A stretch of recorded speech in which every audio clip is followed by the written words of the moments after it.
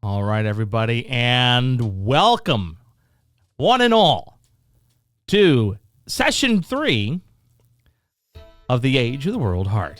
My name is Bicycle Walrus. I will be your Dungeon Master today, and I am getting ready to introduce all of our players. But before we do, at the top of every single broadcast, we have to read a quick little disclaimer, as we are honored to have Vunas, who is an employee of Wizards of the Coast, participating in this campaign. However, it is essential to clarify that this game is not affiliated with or endorsed by Wizards of the Coast. Vunas is playing in her personal capacity on her own time. All views, actions, and statements are her own and do not reflect those of Wizards of the Coast. With all that being said, we're going to go ahead and introduce our players, this time starting from the very middle and then working our way to the wings. We'll begin with none other than Atomic Atrox, playing the Tiefling Furnace-Blooded Fighter, Umber. Thank you, everyone. I'm Atomic Atrox. I am indeed playing Umber, and she is a fiery tiefling. I'm sure it's totally cool that someone died last session. It's gonna be fine, guys. It's gonna be fine. But did they die? Well, I don't know. We gotta find out. Oh, man. I mean, like, he was kind of eaten. I think there was even a burp. Anyways, after that, we have Mountain Troll Chief playing none other than Theo, the Oath of the Silent Flame Paladin, half-elf. Mountain Troll Chief, how you doing? I'm doing good, sir. How are you? Oh. Thank you. I am Mountain Troll Chief, playing Theo. For a paladin, he goes down in battle a lot. Like, a lot. But he's not dead yet. Everything will still be fine. And as to our partner, they did. He died. He is dead. He's dead. Speaking of partner who may or may not be dead, we now bring to you Storm Sword playing not Smoke. No, Smoke is dead. And now I play no one. Your avatar that's popping up down here looks very similar to the image that's on our background today. No Tailspire today. Mm-hmm. Yeah. That looks like a me. It does look like a you. We'll learn more about this here in a minute. And then next up, we have Alan, the Yellow-Eyed, who is playing Hawk, our rogue, half-elf rogue. Indeed. The only person to not take any damage and stay in the back and kill everything. Not entirely true. You weren't the only one not to take damage. Well, it's also, but I did almost kill everything. I'm just saying. Wow. Just saying. With that though, it's all for the team. I swear, it's not for my own glory. All right. After that, we have an average panda playing our Kenku wizard, Nightingale Song. Evening, everyone. Average Panda here. I do play Nightingale Song, the Kenku Wizard, and I'm glad that we hadn't yet had a chance to react to Smoke's death, because I was going to run over and try and force magic out. It's not my fault he's blue now. Is he blue? That new guy looks pretty blue to me. He's fairly blue. Yeah. Then up next, we have someone who is blue. Vunas, who is playing our Sea Elf Artificer. I keep wanting to say Arcanist. I know that's not right. Artificer. Alciona. Hello, everyone. Yes, I am playing everybody's favorite alchemist, artificer, sea elf, actually blue person, Alciona. Great to be here. All right, everybody, and with all of that, we are ready to begin our session, and of course, that means we're going to have to change the tune here a little bit, because I have our opening session monologue. Let us begin. They say the bell tower was built to ring in seasons, but it's been silent for years, until now. It began with flame. A spike of fire pierced the sky, and with it came the screams. The earth split.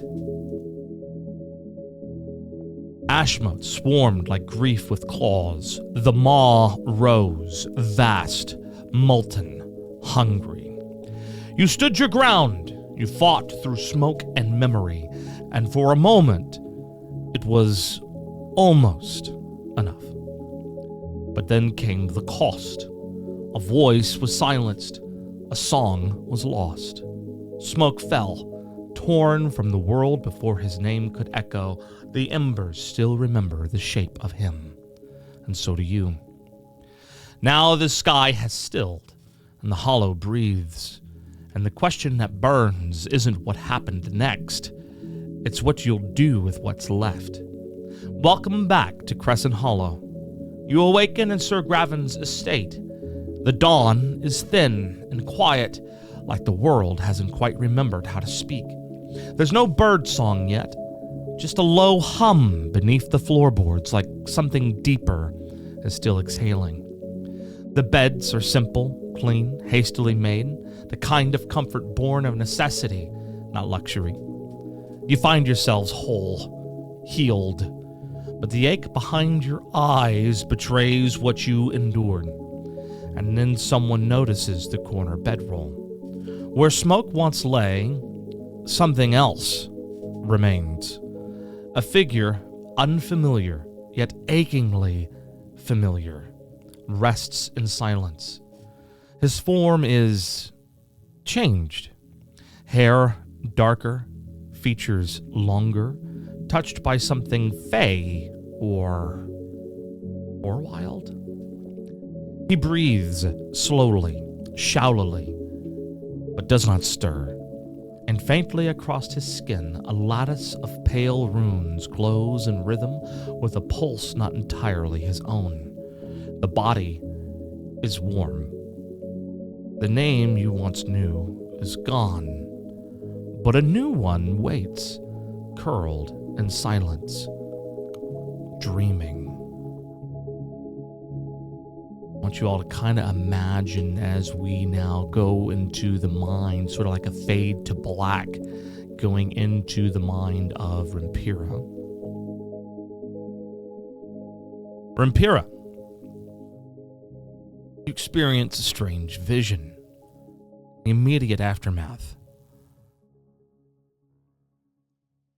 There's a moment before it happens, a heartbeat too long, the blade in your hand still singing, the spell on your tongue still forming, and then fire. Not warmth, not light, fire that thinks, fire that feeds. A sound you don't recognize erupts from your throat, half scream, half melody, and then there is no throat, no breath. The ember maw's jaws close around your chest. You feel your ribs cave in like cheap wood, your spine snap like a bowstring. You watch your fingers twitch across the broken strings of your own lyre as your song cuts out mid-note. There is no darkness after, only ash and memory, and the unbearable pressure of a silence that still knows your name. You fall through flame, but the flame does not consume you. It peels you, layer by layer, voice, mask, face, name. They drift away like cinders. Smoke is the first to go. You try to scream, but here in the maws dreaming, screaming is just remembered too loudly, and something is listening. You hit something beneath the fire, not ground, a root, slick with memory, wrapped in song. It pulses, not with your blood, but with someone else's. A voice calls, not to your body, to your truth.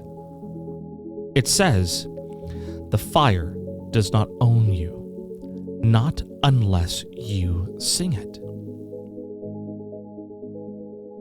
You're going to need to make a DC 14 Wisdom saving throw as your Rempira character sheet. Okay. Ooh, 7. Sure you didn't give yourself inspiration? No. Let's say I gave you inspiration because you died. Okay. And roll again then, as it. You what's the may. advantage? You may. Hey, look, it crit that time. It 22. crit that time. Fantastic. Rampira feels the pain, but also the echo of choice. He resists the ember-born flame that tried to rewrite his soul. You sense, with that natural 20, something was trying to intercept you. You resist. The root beneath you glows softly. You were more than what was burned. You were the song it tried to silence.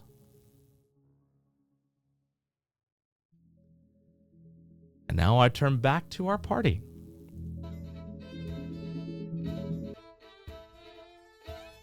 So you awaken, and you see the new form of, well, what seems to be Smoke. He's whole, breathing, skin, a pale blue, glowing glyphs run through his veins. His hair flows a bit like water, kind of like the opposite of Umber's hair, which kind of writhes like fire, but it isn't. His hair flows like water, but it isn't. He is unlike any creature you have ever seen before in all of your travels.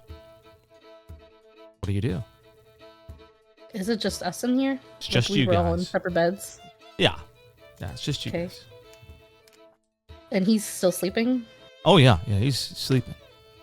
Can I look at his runes? Sure.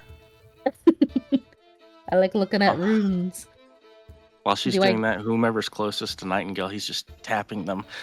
Guys, his head came back, but I think he's suffocating. He's rather blue. What are you talking about, rather blue? Oh, God. I look at Nightingale and go, "What's wrong with Blue?" It's just not normal for him. You're fine, right? Are you breathing? And then I sort of look at Smoke and go, oh, that's not. Wait, that's not. I go over and the Umber investigating. I will also investigate.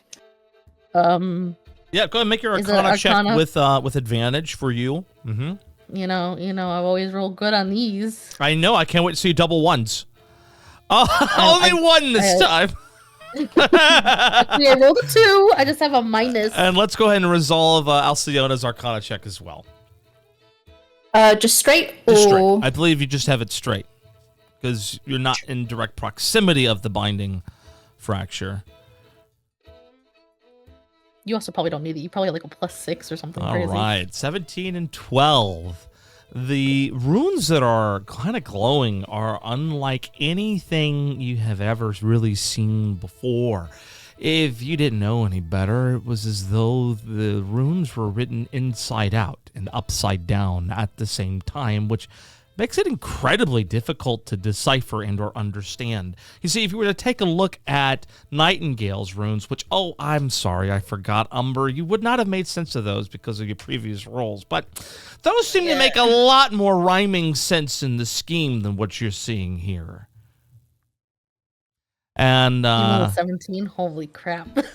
and Alciona with that 12, pretty much the same. These runes are certainly runes. They're intelligible. You'd gather it as such, but they just seem upside down and inside out at the same time. It's kind of difficult to make heads or tails about it. That's fine. I stood over his body. He was dead.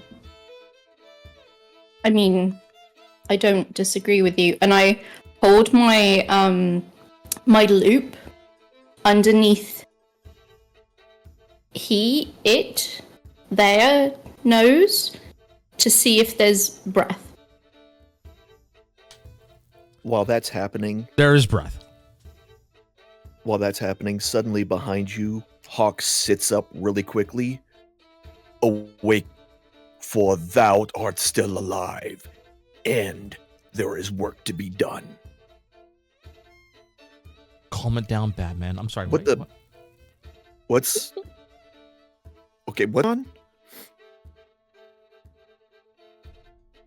It looks like Smoke's head grew back, and now he's blue. And he's got strange inside out runes. and flowy hair. A question. Given the fact that I met Smoke first, do I notice the shift in features? Oh yeah, they're very clear. Yeah, it looks like Smoke, but it isn't Smoke. Like the general feeling is that was where Smoke was the previous night. That's where he was staying for sure. But you all remember Smoke was cleaved in half, his upper torso and head eaten, swallowed whole by the maw. So he was dead. This dude kind of looks like Smoke. And by all intents, it's wearing his full clothes, which is kind of weird. But he's kind of blue, dubba-dee-dubba-die. Oh, no. Yeah. I fully shake him really hard to wake him up. I'm going to cast Divine Sense. Whoa! If I see Umber try and shake him, I swat her away. That's not what you do with patients. I'm What? shaking him. Remember she nat won her medicine check on. She's just playing through the trope, right? Just terrible at medicine. Yeah. You shake him, and Alcione tries to stop you from shaking him, Umber. And you get a good shake in there. He's not responding.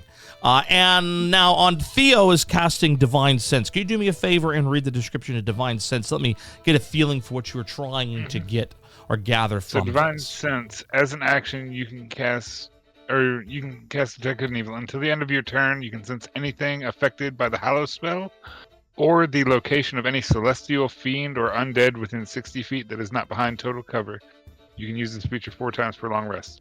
What I'm essentially trying to discern is what's in front of us undead, or celestial, or a fiend. Mostly undead, because I saw him die. All right. So you cast that spell? Yes, I use Divine Sense. All right, fantastic. So here's the deal. It is neither undead, nor is it celestial, and nor is it a fiend. But you get the feeling that this is a creature from a realm that is not quite known and or understood, not too unlike the creatures you've been fighting these last couple of days.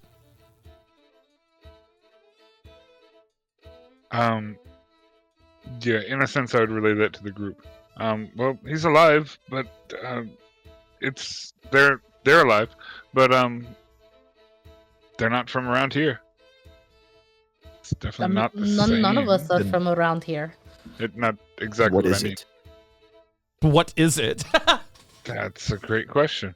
You can't just. That's Why very not? rude to say. But it's not inaccurate though. What After are we doing everything with that we've been through over the past couple of days, I think an ounce of caution is the least we could do right now. Speaking of which, I have some grievances with people in town. Speaking of the people in the town, how did we get here? Oh, I think it was a very mean captain person. Yeah. Only person to care. All the rest left us to die. It was Maybe you Captain could have sent a Halvar. couple more men to give us a hand if you actually cared. I think he ran. To Other everybody's people- credit, you recognize that entire battle took place in the course of 72 seconds. Yes, but some people knew we were heading there and about when we were heading there. Ooh, that's a good observation Umber just made. And as the DM, I will make sure everyone remembers that there was one person who did not tell you to go to the bell. And everyone else was kind of like, yeah, the bell's kind of cool. You should check it out tonight. Does anybody remember who did not tell you to go to the bell?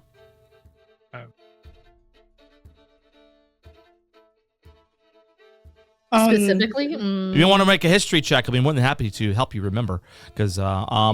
people who were Please. involved was Theo, Umber, and Nightingale. The three of Was it you the make captain? your history checks. I know. No, it was 17! Why'd you keep rolling? Oh, no. All right, Nightingale, you would recall that of all the people you talked to, The only person who didn't really point out the bell as an object of interest to you was Captain Halvar Dentrum. Mm-hmm. It does strike me as odd that he is the one who came to help us. And the only one who did not tell us to go there. Or mark it as a site of interest, somewhere we should visit again. No, I don't. He's not the nicest person, but everyone, like Gravin, that's his name, right? The fancy guy. Sir Gravin, And- yep. The fancy Umber guy doesn't with the know. mask. Yeah, Umber doesn't fucking know. And you mentioned Lady at Temple. They knew, and they sent us, and didn't come help. They didn't come with us. They left us to possibly die. One of us did die. They used us because we're lay touch. Look, what are they going to do with the children here? We have many lay touch children that are at risk of being used just like us. That is a good point, but are you saying that you feel they knew this spire would rise tonight? They sent us there on purpose? Yes, they knew something was happening. They were just, it sounded like, especially what you guys said about the temple lady, she totally knew that it was going to rupture and we were going to stop it.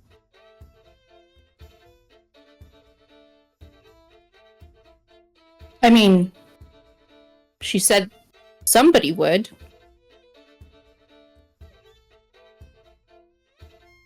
She didn't say us. We were sent. Who would've Other stopped it if people not for us, encouraged us. I won't deny that. And some people didn't discourage us. I don't like these people. They used us. I think they knew. They're playing mind games with fancy words, and I don't like it. Surprisingly, most of them have been straightforward with us, or not openly lying to us. I do have that ability to see, and I don't know if that's You have any ability better. to see? Theo, as you're talking right now, suddenly it's as though the Divine Sense spell is being cast again. And it's like a weird echo, like a weird sensory feedback. And it goes away. Make an Arcana check. See if you can decipher why that happened. Okay, let's try Arcana. Gonna be good. I feel it. Yeah, you have no Gosh. clue. It was just freaking weird, man. Oh god. 2 zeros in a row, man. This is not, you're not rolling good today. That was Oh, freaking my weird. And in fact, my since it head. was a bit of a nat 1 here, in that it coming back, suddenly you just get this weird feeling that wherever smoke came from, it's from way deep underground. Oh, the And you believe this. oh my god. We Oh god. I don't know. He's- It ruptured and we stopped it. But what actually we don't know what happened. Actually, it could still be.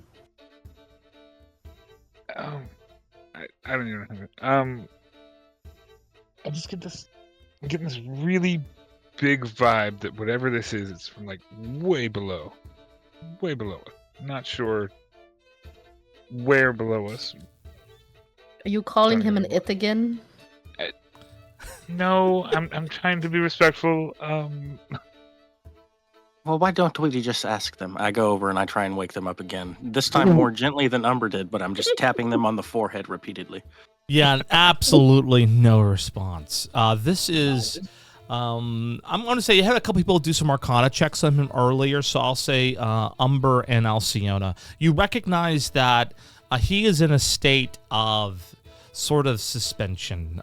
He is alive, the body is alive, but the spirit, the soul, whatever it is that is you or them, isn't present.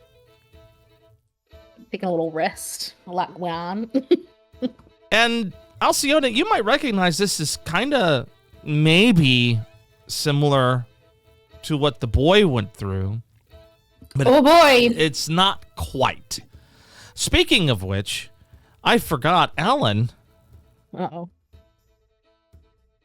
So everybody who was corrupted, your corruptions have now been cleansed, but Alan is still at a level 3. Alan, you are still having trouble being stealthy, and you're kind of glowy, and you're having a lot of troubles. You're in a not so good place. I have to go find my corruption notes again to make sure, but I think is the gist of it. Yeah. You probably had some really awful nightmares. You did wake up with a start, so that was dead on what I would expect from your character. So without me remembering, hey, there's a corruption chart somewhere I got to go find. But yeah. And we all got a full rest, right? You all got everybody got a long rest. The only person who couldn't benefit from a long rest died. So that's cool. That's cool. So yeah, you currently wherever you go, whenever you move, you leave behind a faint lay echo that others may sense. So you have a disadvantage on stealth, and you cannot benefit from invisibility. That is the only mechanical differences that you're experiencing from your current level of corruption. Based on the discussion that we had last session, I would like to use my ability to craft an elixir of anchored mind, and I will give it to. Is it Hawk that's suffering the? Yeah, I will give it to Hawk. Fantastic.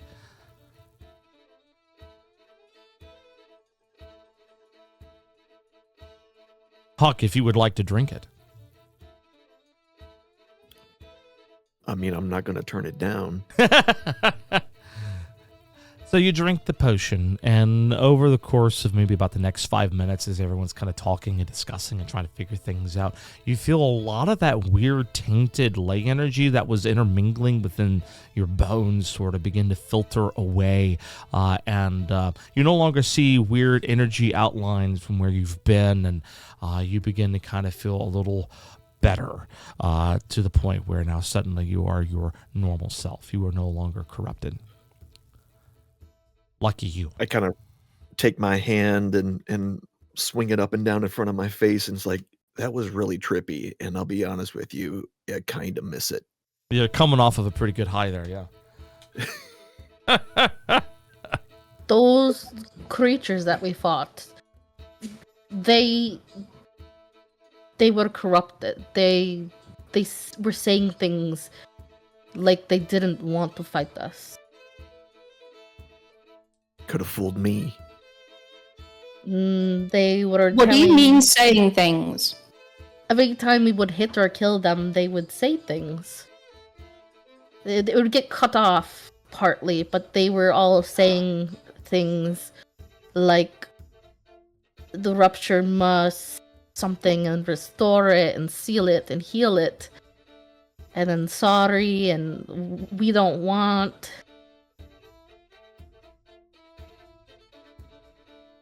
And then at the end, the big guy,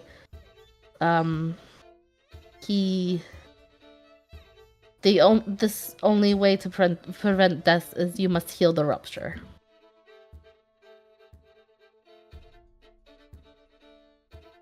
Wait, I thought once it ruptured, it was over. But the temple lady did mention healing the rupture, which has never happened before. But that's what I'm getting at. Yeah, but they seem to be saying that it could be done, and that's the only. I don't know. I don't know what's left there. We all. I think we need to visit the tower and go find Captain Halvar and find out what happened between us all passing out and waking up here. That damned tower every time. Do we just leave not Smoke laying here alone?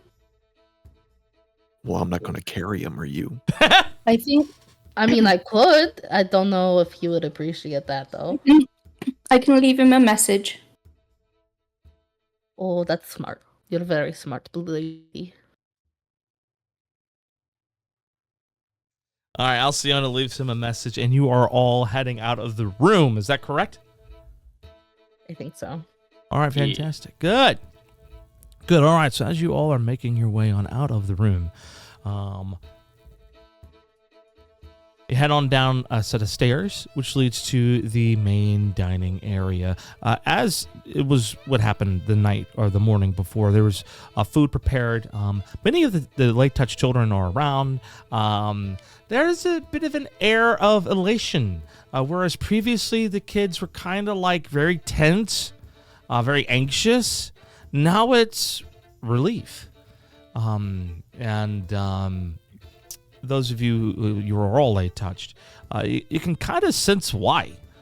All of that heavy lay energy that was just flowing through the earth that was right below Crescent Hollow, it's as though it has vented, it had been relieved, and all that tension in the air is kind of gone.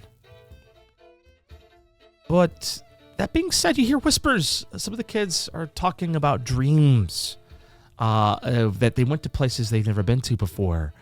Some of them, you might hear voices talking about how they have strange emotions that aren't really their own. But otherwise, they seem to be in very, very good spirits.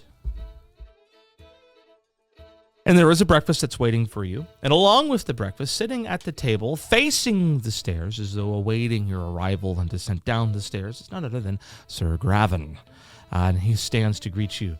And he goes, if it isn't the heroes of the hour, welcome back. I'm glad you all made it back, safe and sound. Are you? Not everyone. There were 7 of you? Remember, was it 7? Was it 6? He's confused. Did you not notice there's someone else upstairs that didn't leave with us? You're referring to the young bard, the one who played the flute. I can't ever forget who that is. Though he is a bit pale in complexion, but he goes A, B, C's airway, breathing, circulation. Yeah. He died. I'm sorry? He died. He was cut in half. The monster bit his head off. His upper torso is gone. You Like sent we're us just there to dangling die. Guys, I noticed the exchange and look at Graven. Maybe not the time for jokes, eh? Haha. Not joking. Umber, maybe not the time for jokes. Let's enjoy breakfast. Shall we? And I sort of like really like look at her like, please. So I'm just gonna let you know mechanically. Sir Graven rolled a 20 on his insight check. Nah. And he no. He kind of holds a hand out. And he is, I understand, last night was tense. And I understand you have questions about why you were there. Why wasn't I there? Why wasn't so-and-so there? He kind of like immediately understands. But he's trying to help you all understand his point of view as well, but he doesn't quite know how to say it. And this is a very weird moment because he's kind of flummoxed, which you've never seen him flummoxed before. And then finally he just stops. And he removes his silver mask. Under his silver mask, there's no mistaking it. It's a glowing rune, like your rune scars, the lay scars that Nightingale, Alciona, and Umber share. And it's glowing brightly. Puts his mask back on. I don't share that with just anyone. And it's brave that so many of you wear your scars openly. There are those who hunt people like us, people like the children. I have visions and I have dreams. I don't know why the dream remembered you at the bell tower. But it did. And now, knowing what happened, seeing that a major catastrophe was averted, those spikes, they've happened before. Do you know what happens? They explode. The entire city could have been lost. You saved us all. But in my dreams, I remember you were there. As for your friend, Smoke, was it? He waits for an answer. It was. Yeah. We found him sometime after. He didn't come back with the rest of you. He came back later. I remember Alciona being a sea elf. Smoke, in my dream, he was, well, like he is today. So I apologize. I did not know that he had fallen. Please, just allow me a moment. Let's have breakfast. Have a cup of coffee. Maybe some tea. And when you're ready, we can discuss further.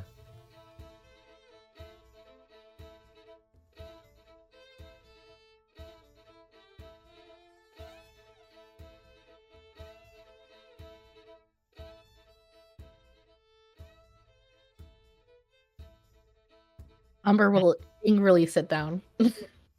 Her hair's still like... She's obviously still like peeved.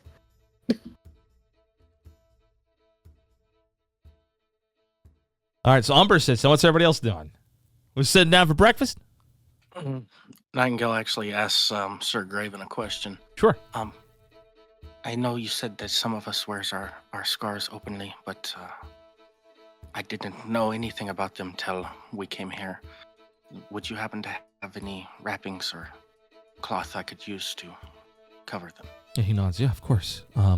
And he motions to one of his manservants, and then he says, you hear him whispering briefly, like, same as mine. Dark. Something to cover. Just like mine. And next thing you know, you have people measuring you. and they are taking measurements and everything. And as they walk by Sir Graven again, he says, hey, just like mine. And he nods in understanding. And walks out the door. Okay. I'm going to eat now. Thank you. Of course. Sir Graven's there. The tension's probably still thick, but I'm assuming, because no one's giving me any feedback here, that the revelation that he too is lace scarred and touched was somewhat disarming, and everybody can comfortably eat breakfast. Correct? Yes. Yeah.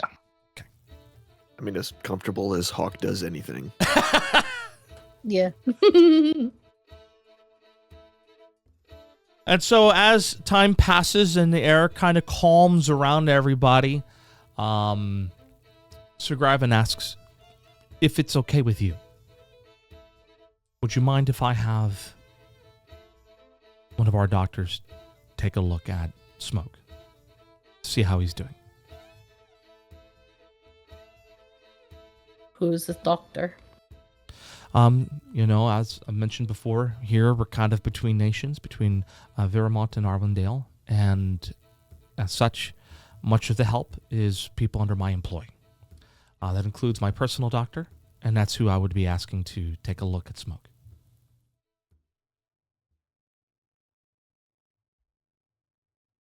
Her nostrils flare, but she just looks at the group because she's like, I'm not in charge. I don't know.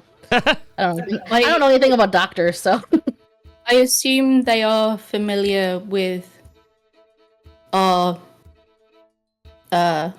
brand of uniqueness. One of the kids kind of pipes up from behind. Oh, you mean Dr. Levi? No, Levi's great. He looked me up and down, and I'm good to go. Big smile. We smile at the child and nod, and then look at Graven for an actual answer. Yeah, no, he's familiar. Now, be aware. Those who are light touched, we tend to stay underground. I mean, you saw what happened with the children. It's the reason why they're here safely in my estate. That being said, they were refugees. They were trying to escape forces from the Circle of Ash, Emberborn agents. I have reason to believe that they're state-sponsored. That's my fun way of saying kingdom-sponsored. I don't know the fantasy equivocal term, but state-sponsored would be the best way to describe it. And as such, the children so far remaining quiet. We're making sure no one's actively pursuing them, and then we'll make arrangements for them to continue their journey towards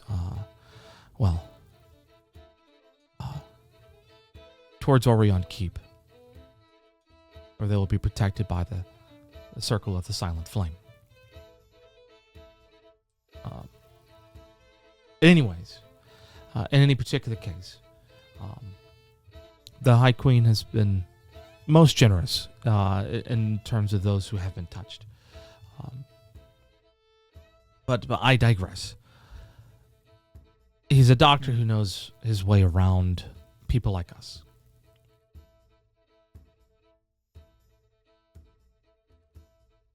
Then I see no issue with it. You knew him best, so you're cool with it. We're cool. I so. Yes. Now, in the meantime, there are others. You may have met Celine of the Hollow Path. She too has a scar. She wears hers openly on her palm. She may be able to help. Meanwhile, I believe there was an expedition set to Arundel, where I believe, Nightingale, you were from. That should be returning today. A bunch of lay acolytes and scholars, people who study these types of things, they also might be able to help. So those are a few sources that could certainly assist. But in the meantime, that is, believe, all that I can do. You may wish to reach out to others. What is left of the rupture? The spike, eerily so, remains. It measures about 3 to 4 times the height of the bell tower itself. You could see it from anywhere in the city. There's been a strange,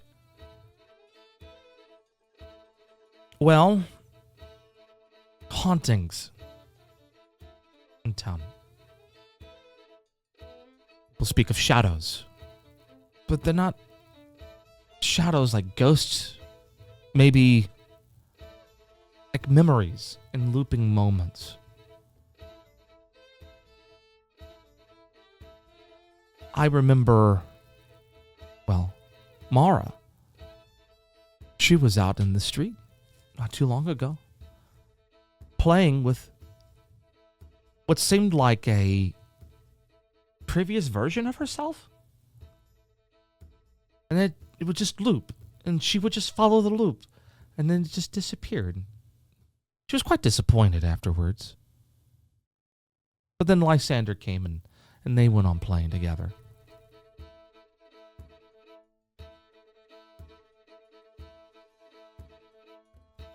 That's all I've been able to figure out so far.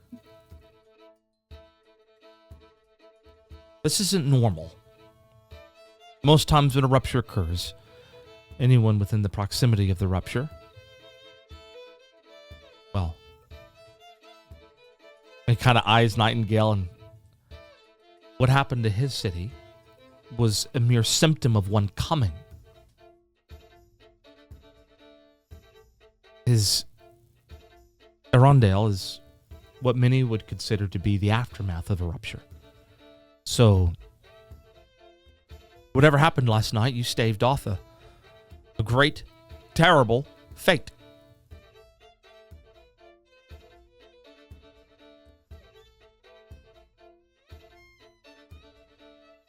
We stopped it, but multiple people in the town, people in power like yourself, knew a rupture was coming and did not evacuate.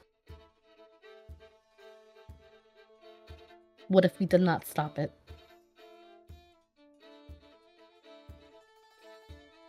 Kind of shrugs and is like, look, I'm as confused as you are.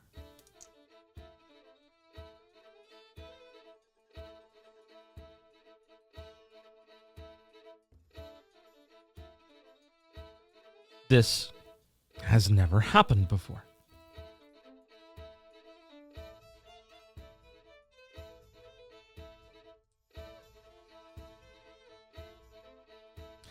Maybe you're all a little new to being touched by the lay. But you have dreams, don't you? Dreams that don't make sense. Dreams that are hard to follow. And so do I. So do several others. You mentioned that there were other people who told you to go to the tower. They too remembered you there. More than likely. And it seems to me that the only reason that spike did not blow up and that we're all still here today is because you were there.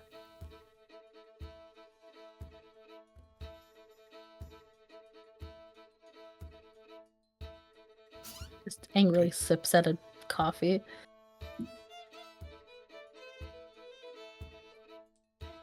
So,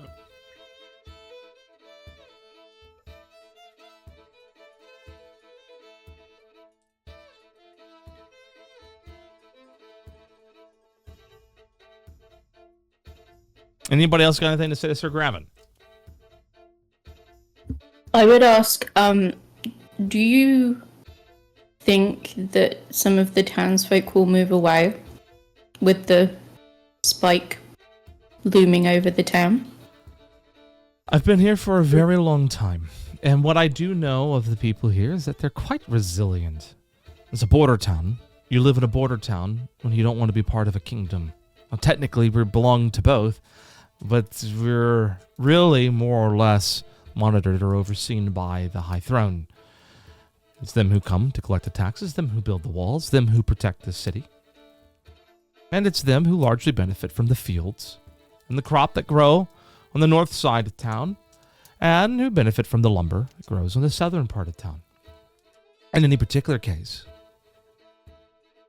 people live here because it's a space between. And now that they've survived a rupture, now it's a space between, well, catastrophes. There couldn't be a safer place to be. that's a nice notion. On a side note, you said that the children were eventually being transported to Arian Keep. Do you know when that's happening? No. We have to make sure that their passage is secured, and we also have to make sure that no one is taking an unusual interest in them.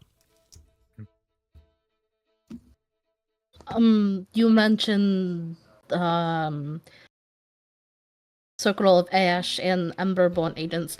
I'm familiar with the Emberborn agents. They've been after me my whole life. But Circle of Ash, they're a cult, from what we heard? Oh, yes. They are a cult. They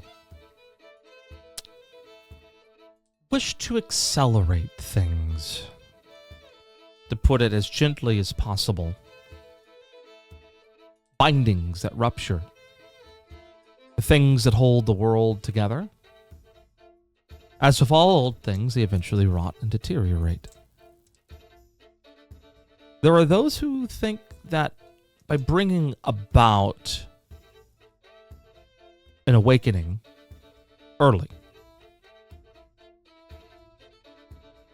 that it's the design for this planet. It's designed for this world. That perhaps things have gone on as it is for far too long, and they want to reset the clock.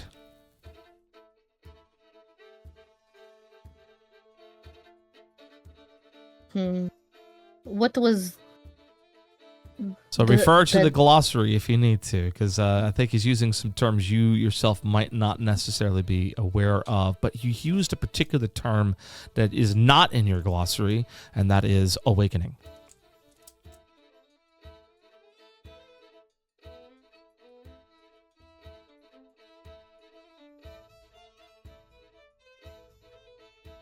So typical chaos agents just bring the end of the world early type of stuff.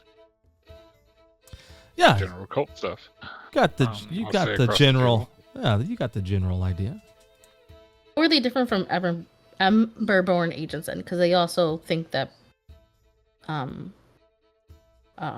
Furnace-born tieflings can crack binding seals. Who says they are different?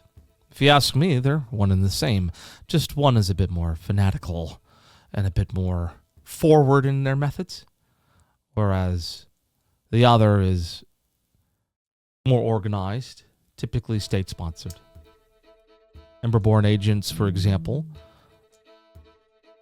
their motivations are a little different.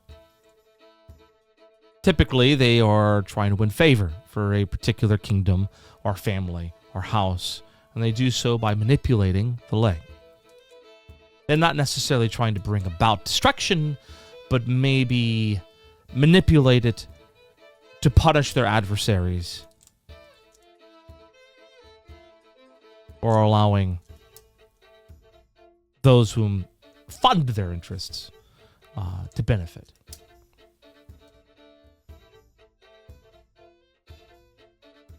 So they're more mercenaries for hire. Not necessarily. I think that the Emberborn agents tend to think of themselves as, well, those who actually determine the victors, the winners, the losers of their various political forays, if you will. They're the ones who are really in charge. That's what they would like to think. There hasn't been a major war or conflict in all the lands in the Four Kingdoms for the last 450 some odd years. That being said, the High King himself was killed in a duel. Roll your history check there, Theo.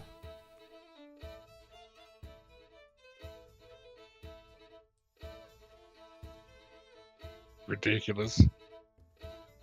Theo, just roll any dice real quick for me, can you please? Yeah, I'm aware. I got it. Just roll a random die and then make your history check again. I would roll 20. All right, fantastic. Now make your history check again. How do you roll 3 nat 1s in a row? Statistically impossible. I'm going to go with your 19 as your roll. I don't know what in the world. Oh my god. How is this happening to you? Because it's literally the worst dice. All right, so we're going to go with your all of 19 that minus karma. 1, and you scored an 18. Okay, let's say that's what you did. My gosh, what is happening to you? And just ugh. All right, let me see here if I can find what it was I wanted to kind of find. This is referring to some notes that I made a long time ago.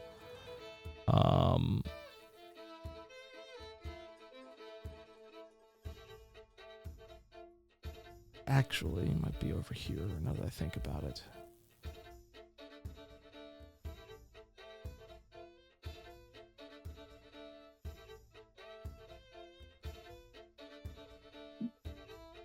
No, it's not over here. Where did I write this stuff down? This was good stuff. I had good stuff.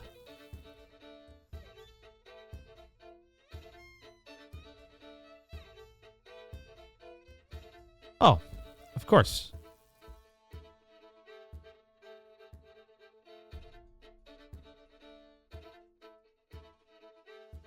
Right.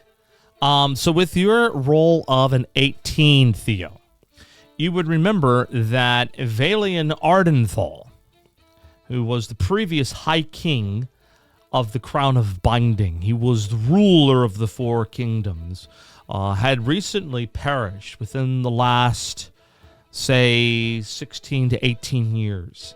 Now, he did not win the crown through conquest, but rather through a somewhat quiet revolution. Marilyn was the actual heir by noble blood, but she was seen as too young and too gentle, and there were those who were trying to wrestle the crown from her royal family. But she got married to Valian Ardenthal, and he became the king consort and crown bearer. However, 3 or 4 years after he had taken the high crown, he had, well, perished. There were rumors about why he died. One of the rumors was that the king died because he fell victim as a loser to a duel. But not many people spoke as to why. Sir Graven just told you he died in a duel. Hmm.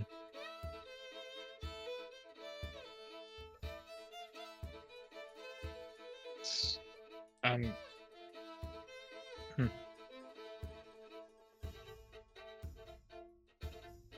Do you remember? Do you know what? Do you know why the king was dueling in the first place? Well, it looks at you quietly. You swore an oath to the Silent Flame, did you not? Indeed. And how long ago did you swear said oath? Somewhat recently, but Ah, wasn't enough time. and that explains. Give it time. And some secrets will be made known to you. He smiles cheekily. Is the silent flame like a common thing that most people would know of, or is that something we have to like? Yeah, the Silent for- Flame, there's a circle of the Silent Flame, which is the Queen's Honor Guard. Think of them as like the direct guard to the Queen. Theo belongs to the circle of the Silent Flame. He is not necessarily quiet about it. No. As much as they probably want me to be. Interesting. Well, then I guess we'll learn in time. Say that snarkily. Trying to clean some more information. Is this your book club again? Yes, it's the same book club. Or a similar book club. Same or similar? That reminds They're two me, different things. Theo, Yes. Captain Halvar Dentrum has asked for you to meet with him privately sometime later today, if you're able. He'll be manning his post as per the usual. You can come see him at your leisure. Thank you for that. Mm-hmm. Yeah, no Appreciate problem. the heads up. One Go back more to eating question this before cold you go. biscuit that I have in front of me now. Yes, one more question. Nightingale clears his voice and speaks a little deeper. What do you know about healing ruptures? Any information you have, no matter how small, no matter how seemingly insignificant, will likely be more than we have currently. But we have heard twice now that we must heal the rupture. As far as what this means, we are all unaware. I have a feeling that we've only simply managed to stave off the calamity. Well, no one has ever healed a rupture, but neither has anyone ever stalled one either. You're pioneers, if that's what you seek to do. I'd be very interested to, well, be interested to see if you learn anything of it, or make any progress in what you're seeking to do.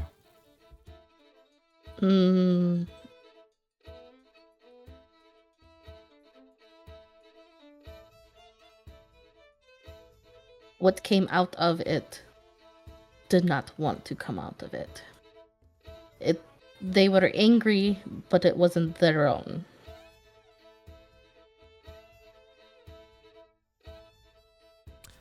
I don't know who they are.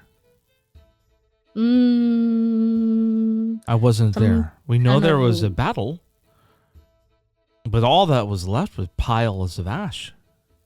And you. Yeah. They were like ashen creatures. Like corrupted by the ley. Okay. He nods. Very well. Almost like they, I don't know, like had too much energy in them. He looks perplexed. I'm not sure. I've never witnessed any creatures like that. Like they burn from within. I don't know. It was real weird. Apparently only I could hear them.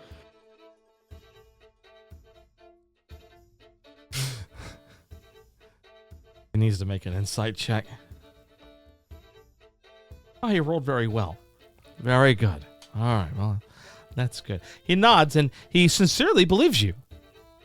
That you heard these creatures, and he goes, well, as I mentioned, this is new territory.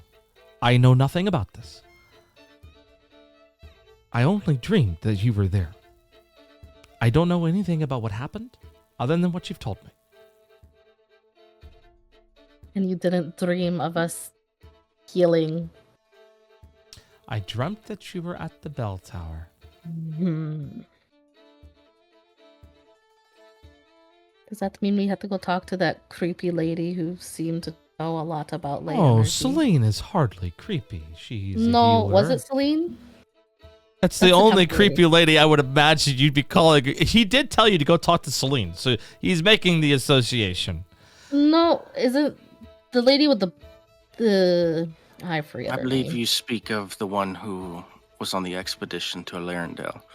Oh, did she go? I'll be returning later today. Oh. I don't see why we shouldn't speak to her. But Well, I don't Celine know will- the names of their party members, but if you are referring to those who are returning to from Larendale today, I would imagine that they are scholars.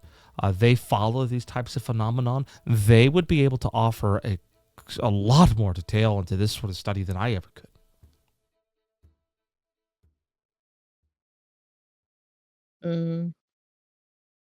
She like was all about reading our energies when we got into town. All right, you guys got anything else for this guy? No. All right, we're going to move on No. then. Let's get away for breakfast. So, Theo, you have been summoned directly by Captain Halvar Dentrum. Meanwhile, you were given 2 other places to go to perhaps find what to do about Mr. Rampira or Smoke. Anyways, and that was Celine of the Hollow Path, or the expedition, who Umber correctly identified as, we did meet a Lyra Tanwith. She was very interested in your energy. Yes. So I would imagine Theo is on his way to Captain Halvar Dentrum. And who wants to go meet with Celine, and who wants to go meet with Lyra? As afraid I am, she's going to want to try and touch me again. I'm going to go talk to Lyra. Lyra the Handsy. Absolutely.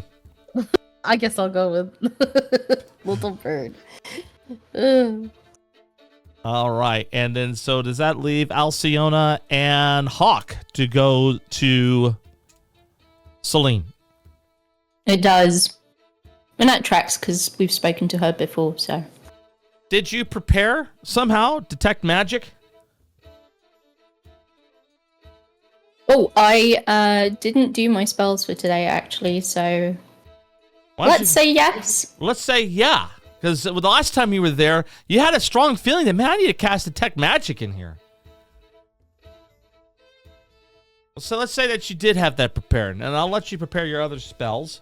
And I, as a DM, will let you know that today is very much a talky talk, hey, let's go investigate day. So Good to plan your know. spells accordingly. And now I need to go back to some really old notes for this conversation you're going to have with Halvar. This conversation should have happened session 0. So we're going to go back to that. Let me see if I can find what I'm looking for. And oh,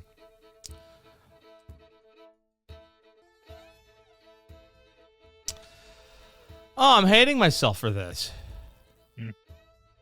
I'm going to go ahead and let's do Celine. Let's do that scene with Celine and Hawk real quick, and then while we're doing that, I am going to continue looking for that note that I had. And I'm learning how to organize my notes, guys. Right now, they're like in 15 different places. So there is that. All right. So Alciona and Hawk, you're going to go back to the local chapel. And remember, the chapels in this world aren't really following after gods. There is no real origin story to this world. This world is a little different, but Barry, it's almost as though the magic itself, the ley lines, etc., it breathes. And it's like the veins of blood through a living organism. And then a lot of people who are very spiritual, because you live in a land of magic, that's just natural, kind of worship the ley as gods, but they wouldn't necessarily have a name for it. So this chapel is kind of interesting. So it's as though you're going to a place where people worship the magic itself, just to kind of put things into perspective. Okay? Gotcha. Fantastic. So you all go and approach the chapel, and Celine is there, clothed as she routinely is in her white and gray robes. She likes to hold out her palm, openly showing her lace scar. She's very open about it. It's almost like a point of pride for her, considering that she is someone who spent a lot of time interpreting ley energies and worshiping it like a god. You would imagine to be touched by the ley is something that's very important to her, and you could see that. Before we go in, I will cast Detect Magic so that it's active as we go in and that I'm not casting in front of her, because that feels weird, rude, maybe? I don't know. Oh, sure. So while you're outside of the building, it's as though the entire building is magicked. Like every part of it from top to bottom. Now, you recall that Celine told you that it was built directly over top of where the ley line runs through and then on towards the bell tower. And now the Ember Spike itself. The Ember Spike is sort of like the culmination of where the energy goes. And now it's leaking ley energies out into the atmosphere. You could see that whole line. But weirdly, strangely, yes, this building is built on top of it, but it's as though something has tapped the energies from below the chapel. You could see that very clearly. But it's difficult to tell if it's just the raw manifestation of the ley itself or if it's being manipulated in some way. But the magic certainly do weave their way into the building itself. And then suddenly, you need to make a Constitution saving throw. Uh-oh. Okay. Ooh, I did good. Wonderful. There's a pulse of magic that just sort of rises through the building, and it just flashes blinding light into your eyes. But you manage to withstand the light. You are not blinded by it at all. But there is a lot of extra magic that's still being poured through this particular rupture. A lot of magic is sort of venting, and it is having strange implications for where any spell is cast, not just yours, but now you're kind of making a connection at Theo. You used Detect Sense divine sense earlier, and that magic kind of came back and got him a little bit. Oh, I stumble into Hawk a little bit. Whoa! Oh, sorry. There's a lot happening right now here. And a lot happening everywhere since we've been here. Can you be You're a not little more wrong. Specific? I also mean fair. I mean magically. So, like, it would have been very obvious that I cast Detect Magic because it like has vocal component. I just got, I guess, what I would describe as feedback, a echo, a reflection of my spell, I guess. From where? The building? From, well, a large percentage of it, but just like in general, the town, it's very focused here like it was before when I could feel the energy, but now I can see it. It's everywhere is, Lay is still all over the place, it's just not as pent up, as roiling, but there's volume. There's so much Lay energy. Would that be a fair assessment, BW? Oh yeah, no, perfectly explained. It's overwhelming. So do you still want to go in there? I think we have to. Well, if you fall over again, don't expect me to catch you this time. Let's go. Alright, fair enough. I'm gonna go inside. Don't expect me to catch you this time. All right, so as you go inside, I can't believe I can't find this note for Halvar. That's okay. I'll figure it out. All right. So as you go inside, Celine is there, and as I mentioned before, she's wearing her white robes and that white and gray robes. She holds out her palm in greeting, openly displaying her scar, and she welcomes you in. Oh, hello, welcome back. Glad to see that you are well and whole. I heard about what happened last night, and my sincerest condolences on the passing of your friend. Smoke, was it? So Yes. wait, you know he's gone. Yes, I'm afraid that in your battle at the Ember Spike, he had passed.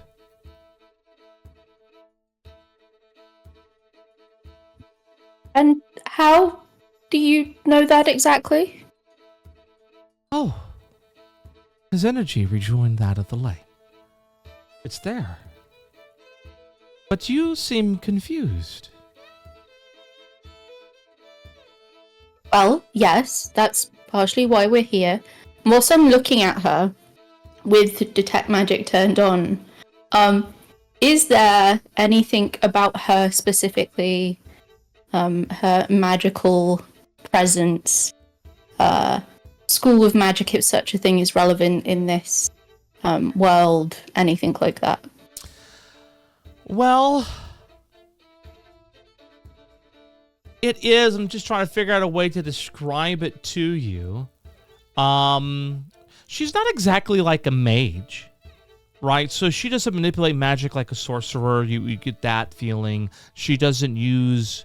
She's not well studied in like a wizard would be, in like kind of like how like Lyra would be more like a wizard. She studies magic, and so it doesn't come naturally to her. But she is able to manipulate magics in a way that empower and strengthen her body. She is certainly older. She is the age she appears to be, but yet the magic allows her to kind of more or less maintain the vigor of someone who's much younger.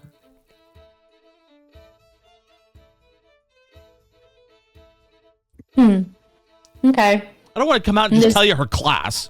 But, No, I'm not asking for her class. Okay, yeah. I'm like, what detect magic allows me to do is like it gives me a flavor. Like it's like, Yeah. does she have an aura? Is it of a certain flavor or variety? Yeah, not asking for her class. No, okay, cool. I just wanted to make sure. Yeah, no, she definitely isn't someone who studies magic. She's not someone who has any type of draconic bloodline or anything like that. That's something that would be in this world. So she's not a sorceress of any kind. But certainly magic's flowing through her, and it gives her a vigor and a natural vigor that just enables her to kind of operate as though she's in her 20s. But she's not 20. Nice. Yeah. No, very obviously not. Fair enough. I sort of move on from the observation back to the conversation. Yes, confused is a way to put it, and I sort of like look at Hawk. There is someone in Smoke's place. Oh, you speak of the Forgotten Echo. I don't know. Sure, let's just say sure. That's what we're talking about. What does that mean? She smiles and she holds her hands open and she goes, well, you see, there are times when those who have become exposed to ley energy, being near a rupture, well, hardly anyone survives. Well, this whole town ought to be changed forever as a result of what happened last night. You, most especially. No one has ever survived such a thing. And though Smoke might be dead, there were those who dreamed of what Smoke was meant to be. There are times when the world doesn't want to let you go. The world didn't want to forget Smoke. And what remains is a echo.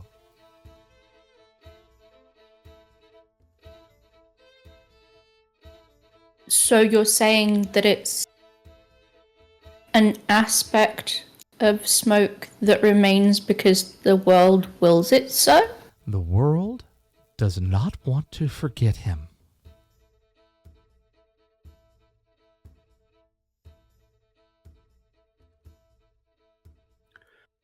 So Has then- there ever...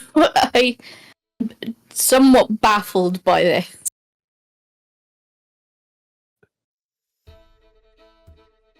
But he's not conscious. Oh no, he must be awakened. But since you are no stranger to being the first to accomplish certain deeds and certain things, I'm sure maybe you might also be the first to awaken an echo.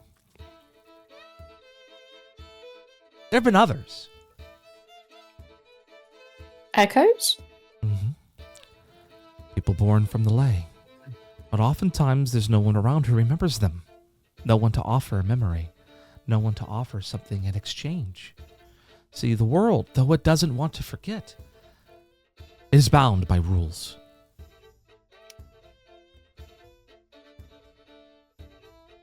Always with rules.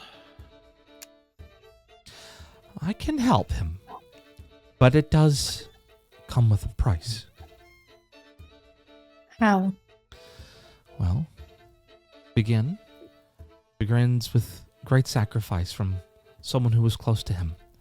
And considering that, well, you and your band of friends are new to town, I suspect it would be one of you who would be close enough to him that could offer, well, to put it lightly, a pound of flesh.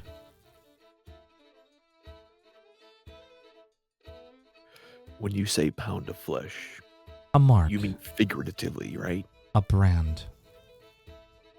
So no. Great. And she's being very straightforward with you. It would be a brand. It would be a personal mark, a glyph. And through the glyph, we mark you, we mark him. There's a chance that we can generate binding resonance to awaken your friend. I see. And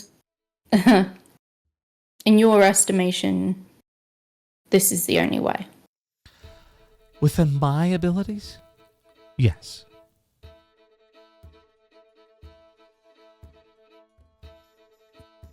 And how long do we have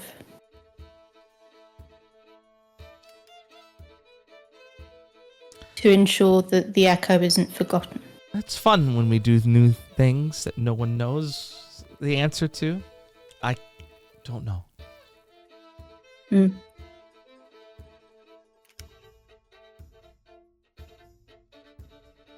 I see. Think Thank of you. it as a friendship brand. I'll just mark you and your friend as well. I would rather have a bracelet. That's much more normal, but I take your point. Of course, of course. Is there anything else I can do to help?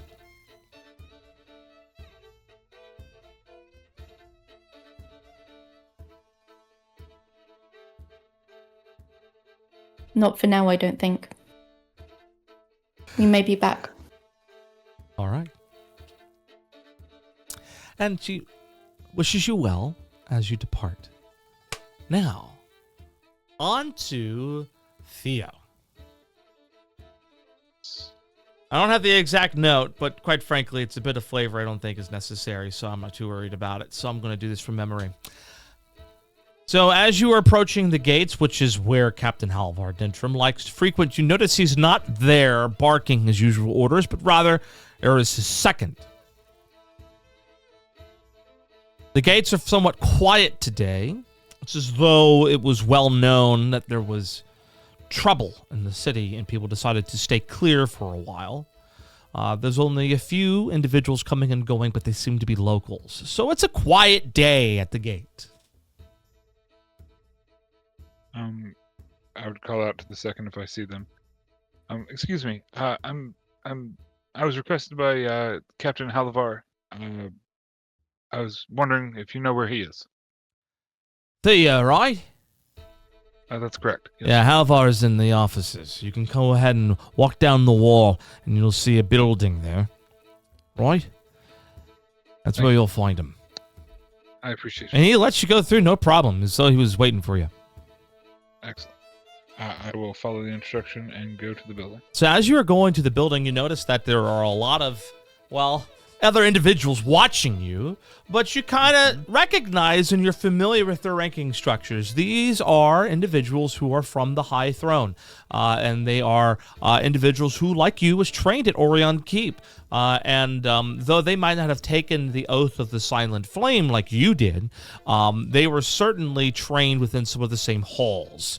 So you would find yourself, in terms of hierarchy, as a strange officer position above the normal rank and file. So if you're familiar at all with standard military custom, there are the enlisted folk. You are an officer.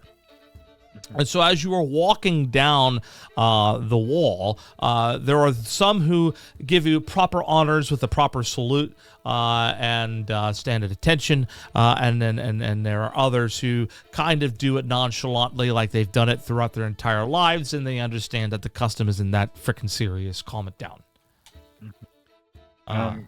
So in that, to anyone who was doing the custom wholeheartedly, I would respond in proper kind, and anybody who was half-assing it, I would kind of just give them the same back, understanding that it is just custom. You're not going to give anybody a hard time for not giving you the proper salute? Not today. Oh, okay, good. I'm worried about getting chewed up by this captain for the third time this week. I'm just going to make my way down to the wall. All right. This is the third. Dang it, I got called into the principal's office. Again. Yeah, let's that's run this kind of back. that's certainly the feeling you got. So as you're walking down, you do eventually make your way into the building, and sure enough, as soon as you walk in, you turn down the hallway and to the left of the offices, and that is where you find Captain Halvar Dintrim, and he is holding his head, elbows on the desk, and as you step through the threshold to the doorway, before you even have an opportunity to knock, it says, "Theo, come on in." Close the door.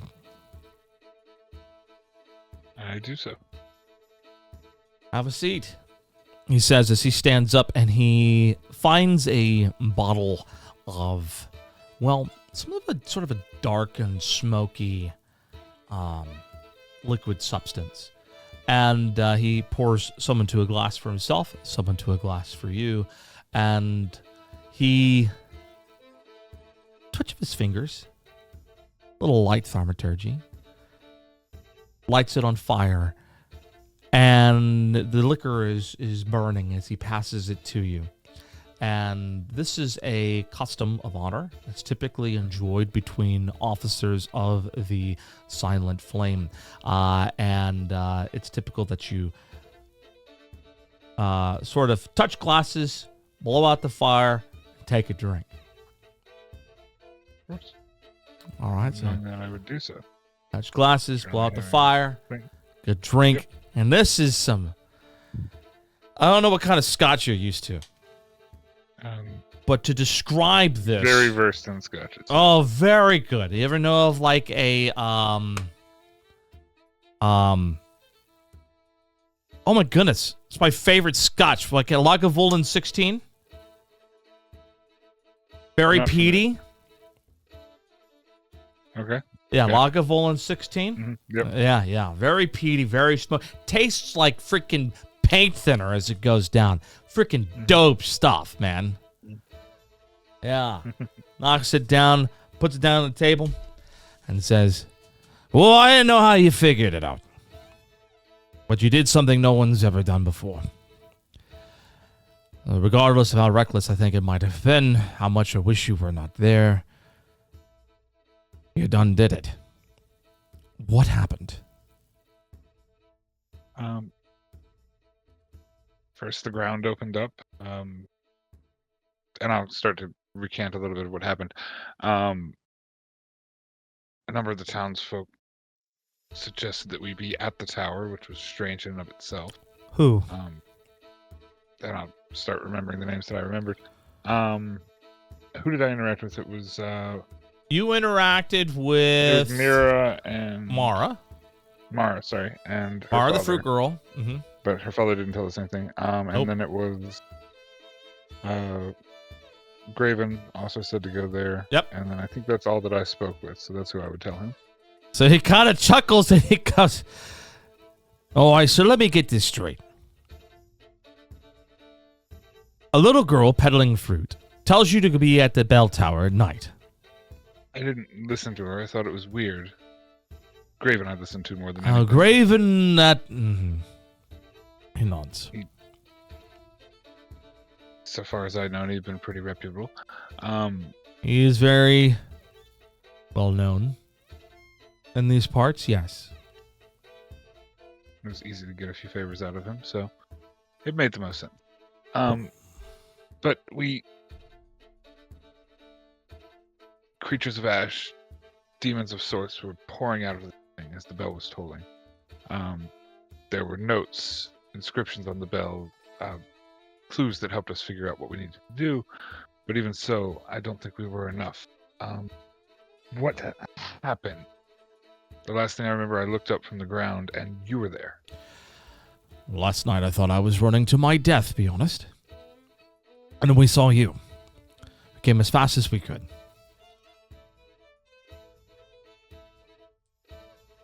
By the time you arrived, or we arrived, most of the fighting was over. We saw those demons. Well, what was left of them, at least. From the distance, we saw something horrid.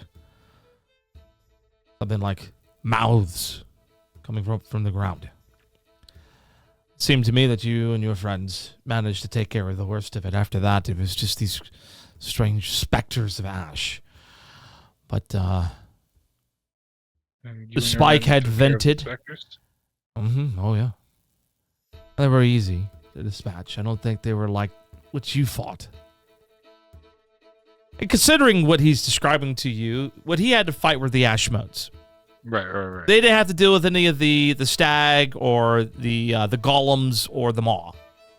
So there was a few more specters that kind of came out thereafter. They took care of it, and they brought you back. It's pretty much the gist of the story. Got it.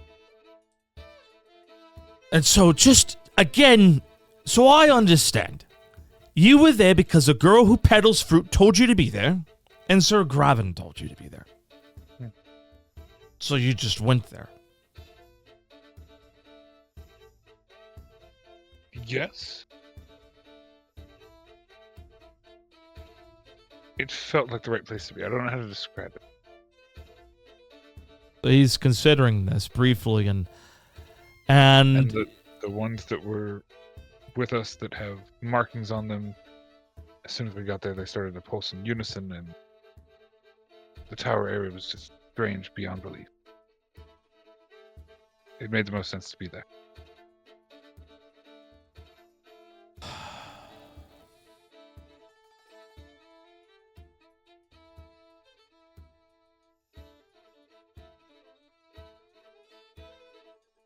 go ahead and make an insight against Halvar.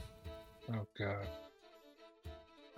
Can we go for 4 in a row? No.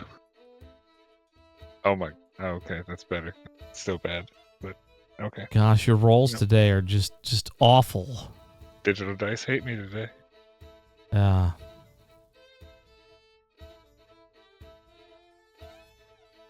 There is a very strong pull of familiarity with him, but you can't really explain why.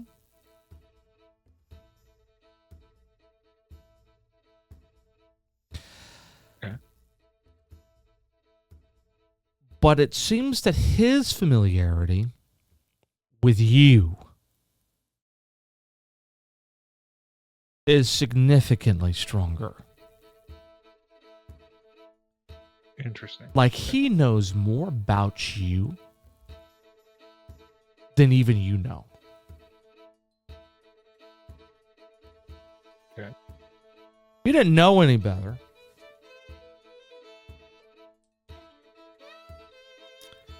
You would suspect he's holding a lot back from you. This is obvious. Mm-hmm. This was a DC 5, just to make sure you understand. Mm-hmm. Okay. Considering how you've been rolling all day, I figured I had to make you roll it. Yeah, no. I mean, that's valid.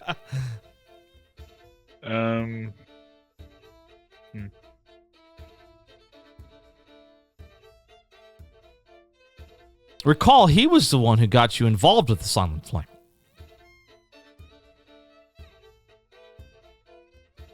He was. Okay. I did not make that connection. Maybe I saw that before. That's fine. Yeah, no, he remember how he told you to read page 13? Remember page 13? That's why Yes, you're in the yes, book yes. club? Yeah, that I was remember- his I clue to remember all you that he was the one who got you into the Silent Flame in the first place. Okay, got it. Mm-hmm. Mm-hmm. Mm-hmm.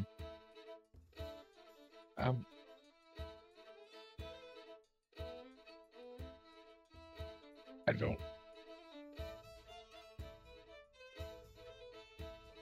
All these notes, I have all these things. I still don't understand what everything means. Well, maybe that's good. Yeah, it's like we live in a world where everyone understands everything. Well, there are certainly secrets, some of which you will be privy to over time.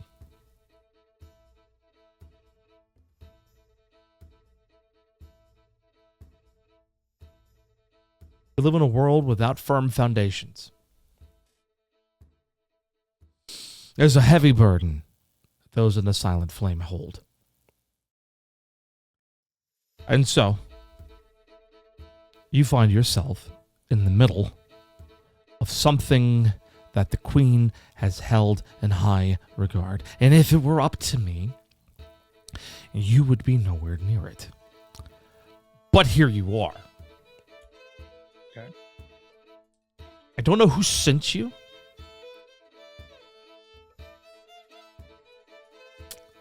I suspect they sent you here to die. Started to become the feeling, yes. But you didn't. So, Not yet. perhaps maybe. I'm not one who believes in these sorts of things, but Perhaps, maybe, you were meant to be here. So, there are some truths you do not know. I will tell you one. The last person who sought to stall and heal binding ruptures died for his belief that they could be healed. I speak none other than the late King Valayan Ardenther, the High King before Queen Mayrina took the throne.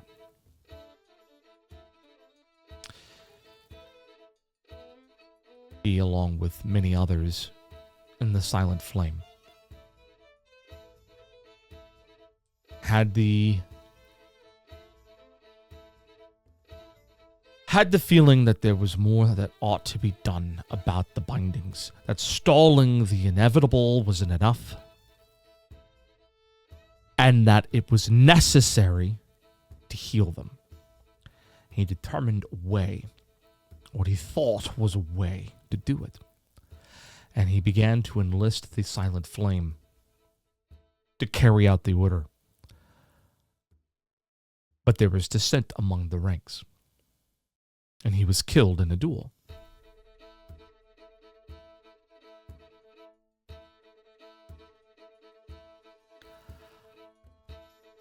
There are things I cannot protect you from. But this was King Valayan's sworn duty to the Four Kingdoms, to keep the world whole and to protect us from a fate that none will survive. I, like him, believe that if these ruptures can be healed, it must be done, no matter the cost. It was something the king gave his life for. Is this what you are endeavoring to do? Absolutely. So that is what you intend to go off and heal these ruptures. Any way we can. Right now, the others are trying to figure out if anyone in town knows anything about healing disruption. Some of the whispers received. Do you know how the king planned to do any of them? No. Back then, I was but a pup, much like you are today. I only heard about this years later.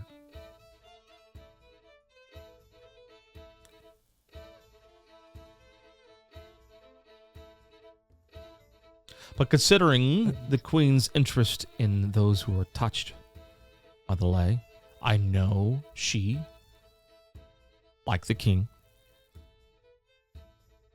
seeking to keep this world whole,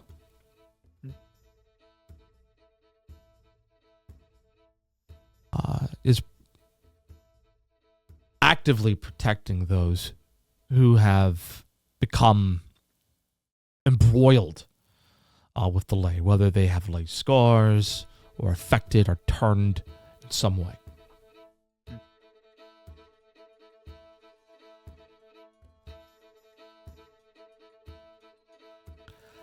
That being said, I can only provide you so much political cover, Theo. So you are hereby under orders, and I'm writing this writ today, circumventing your original mission, to remain here under my tutelage and instruction and mentorship until further notice. You may operate around Crescent Hollow, performing your duties that you have explained to me to heal the rupture. Officially, you are here to learn about the collection of taxation and the seizure of contraband.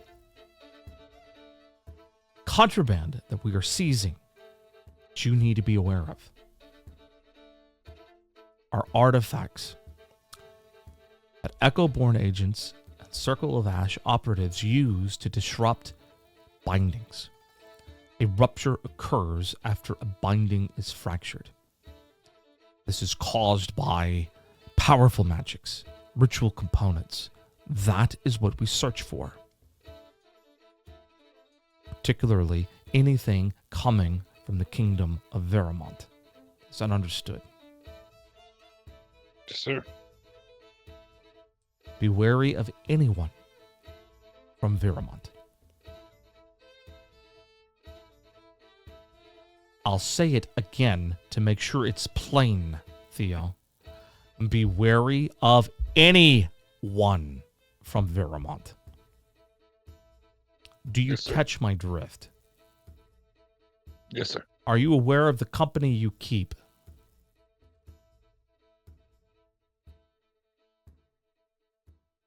Yes. So you know of whom I speak? Yes. Very good. You may do what you need to do. If you make any progress, tell me. Of course.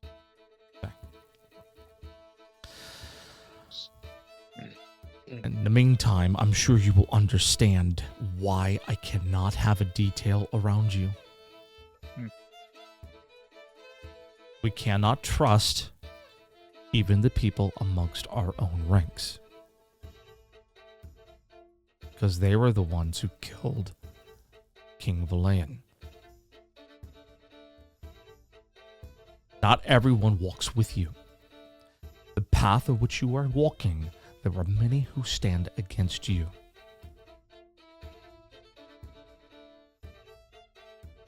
So tread carefully. Always walking in the shadows. As you are. Continue on with your mission. And neglect those old orders. And if you get any communication from Orion Keep, you bring it to my desk first. Understood. All right. Stand up and salute as I leave. Yeah. Renders the appropriate honor back. Although, as an old salty dog would. Yeah. Get out of here. All right. Now we move on to Nightingale and Umber.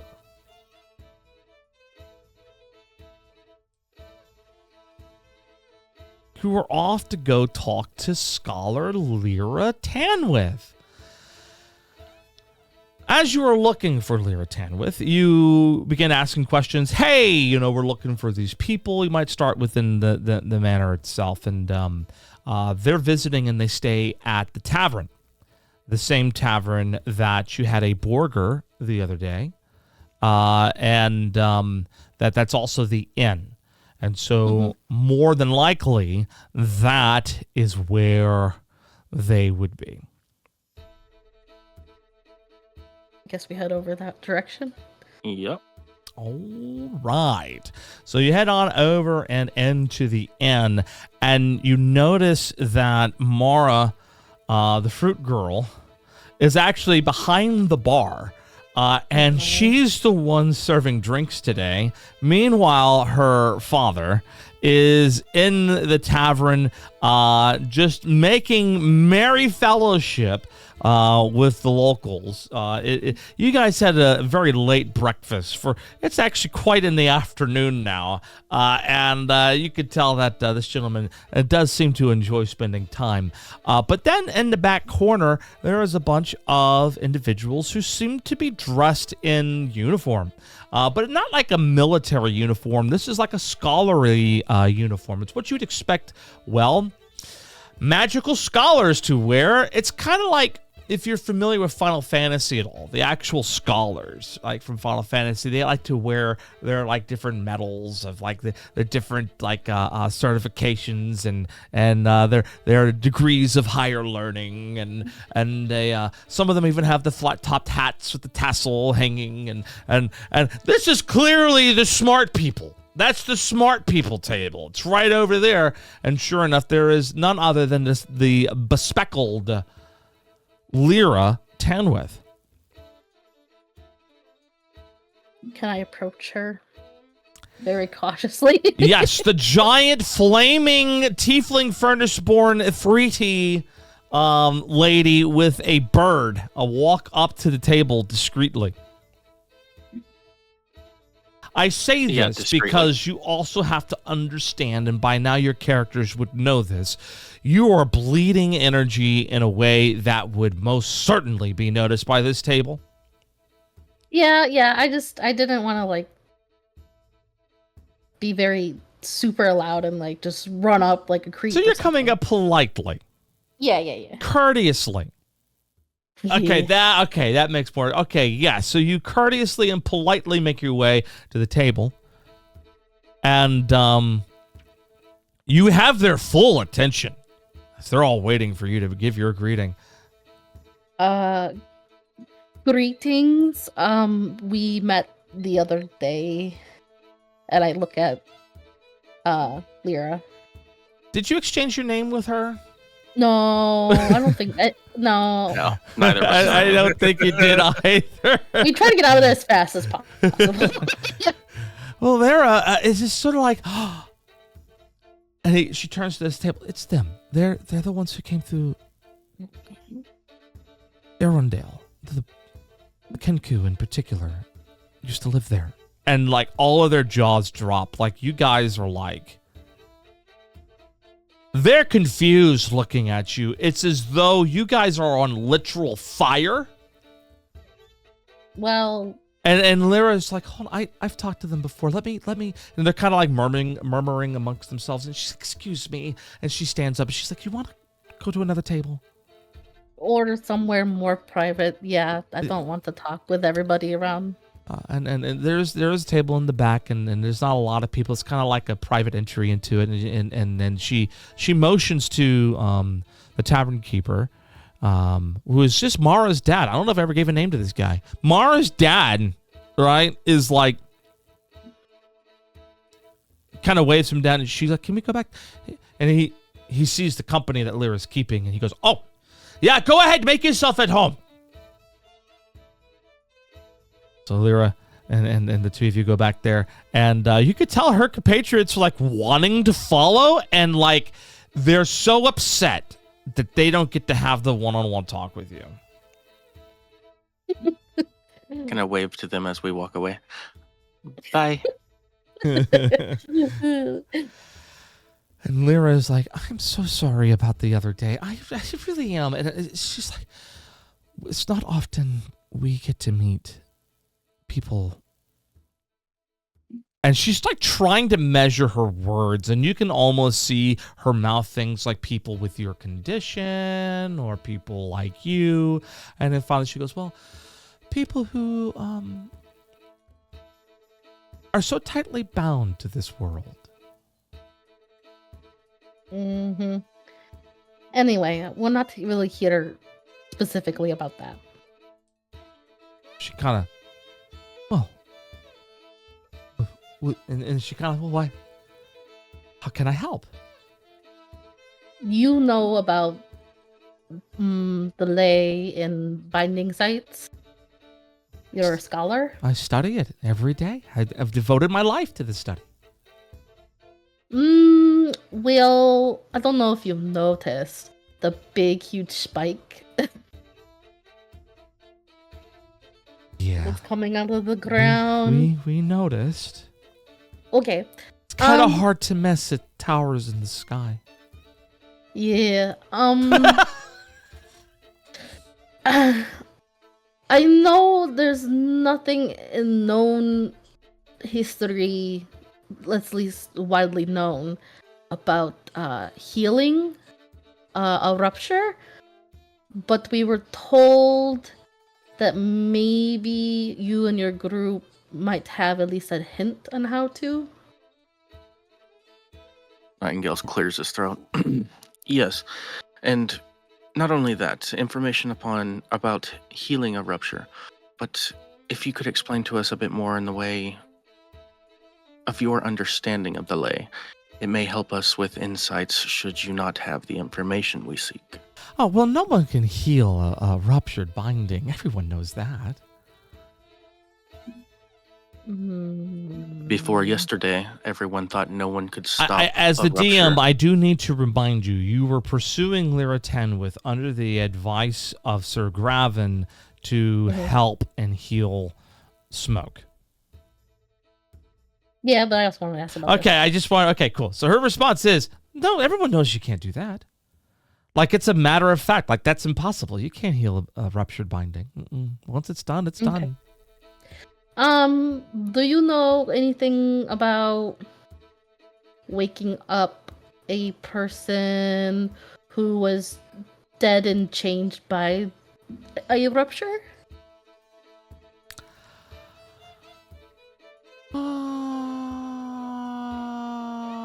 She kind of trails off as she's thinking, like she's like searching like her own internal memory bank. And she's like, yes. No. I mean, there is something where there's someone who is exposed to a rupture and all the ley energy, and people swear they died, but something like them comes back. We've seen this because typically everybody around these ruptures, they die. Yeah?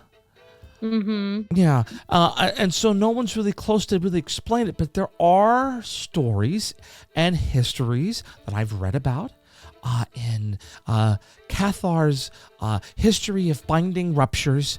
I do distinctly remember on page 132 that there was once an individual with really dark blue, well, no, it was dark hair with pale skin and the very light blue glyphs that were like in a comatose state, but they never woke up. And these glyphs, were they like inside out, upside down?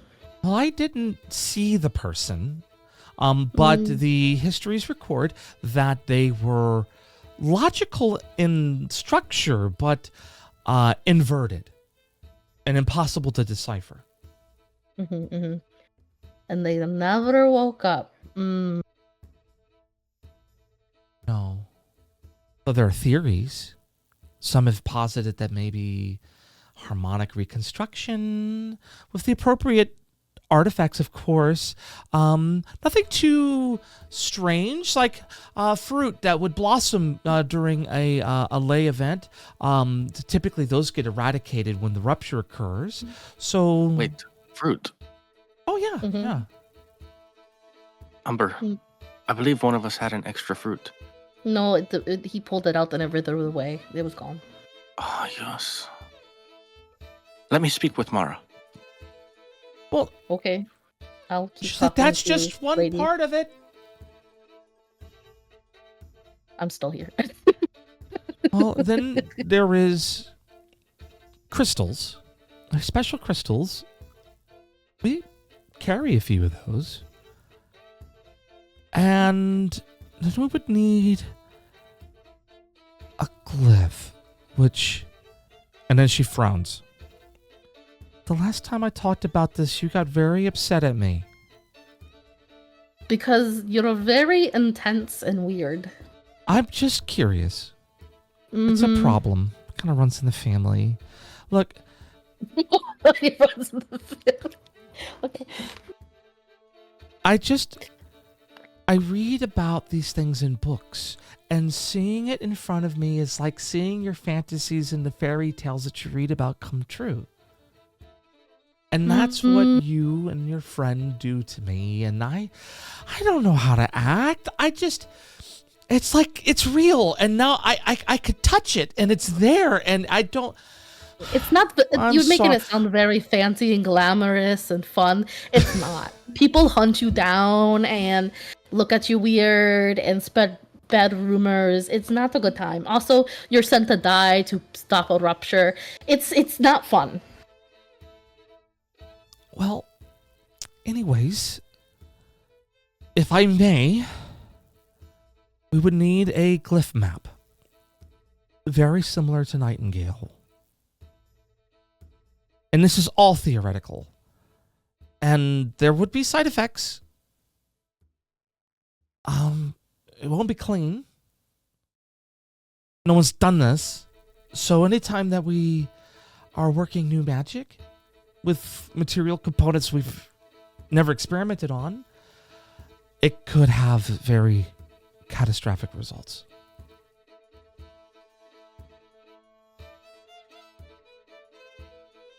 I'm going to change scene very quickly. Okay. While you're digesting this. So Nightingale goes talk to Mara. Little fruit girl. And she goes, I'm not a fruit girl today. Would you like some ale? If it comes with one of those fruits you gave me yesterday. My fruits? Well, why would you want a fruit? Memories. She's pouring you Dreams. ale, by the way. Just passes it to you. Is there something wrong? You look like there's something bothering you.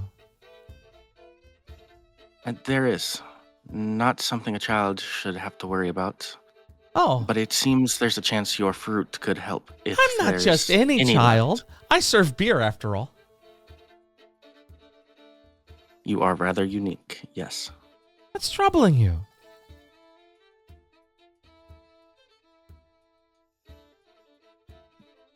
A friend of ours needs help. I believe that the fruits you gave us could help. Do you explain his condition? As best I can, yes. As much All as we right. understand. So you explain the condition. She goes, oh. Yeah, Smoke's dead. But only sorta. I'm sorry, Monty Python just clicked in. He ain't quite dead.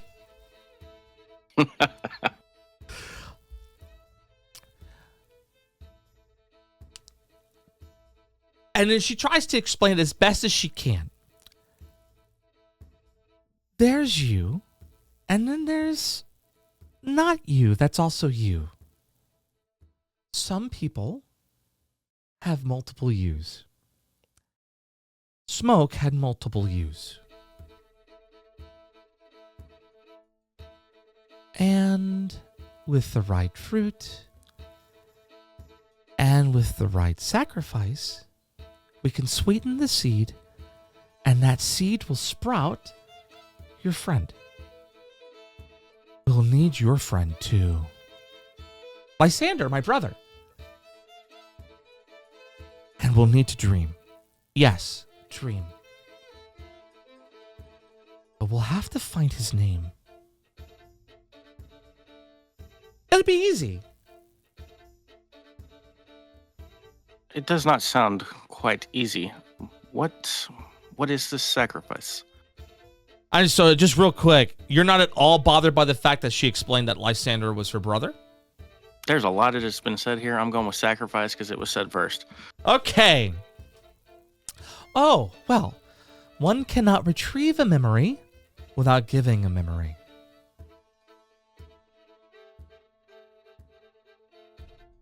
Okay. And now you just mentioned the name of my best friend, whom I've known literally my entire life, and you said he is your brother? Oh, yeah, Lysander's my brother. Mm-hmm. I asked Mommy if I could have a brother, and then I found Lysander, and he was all alone. And so Mommy said yes. Yes, Lysander's my brother.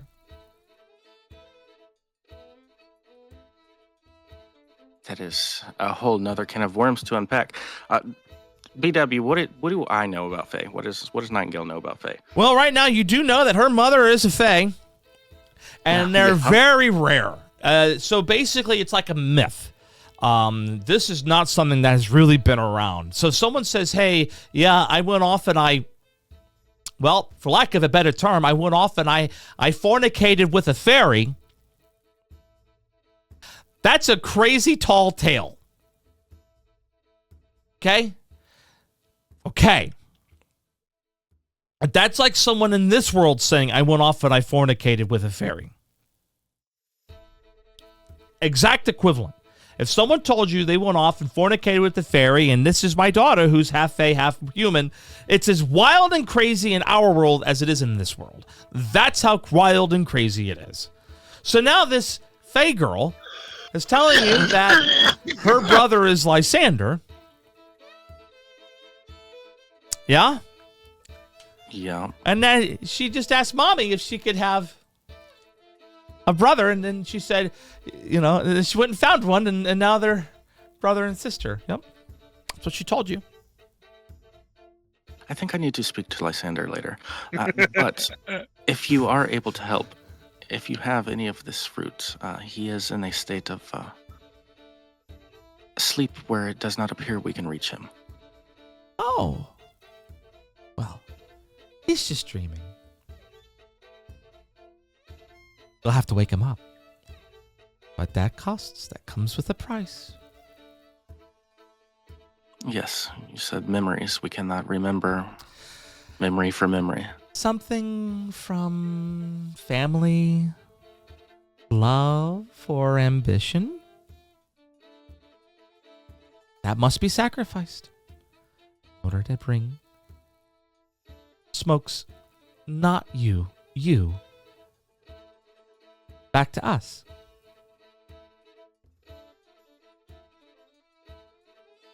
Wonderful.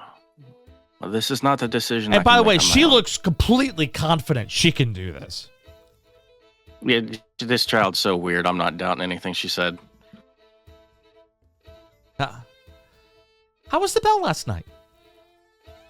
The bell was not fun. Your warning was spot on. Thank you. I'm glad I could help. And she does. She seems genuinely happy she could help.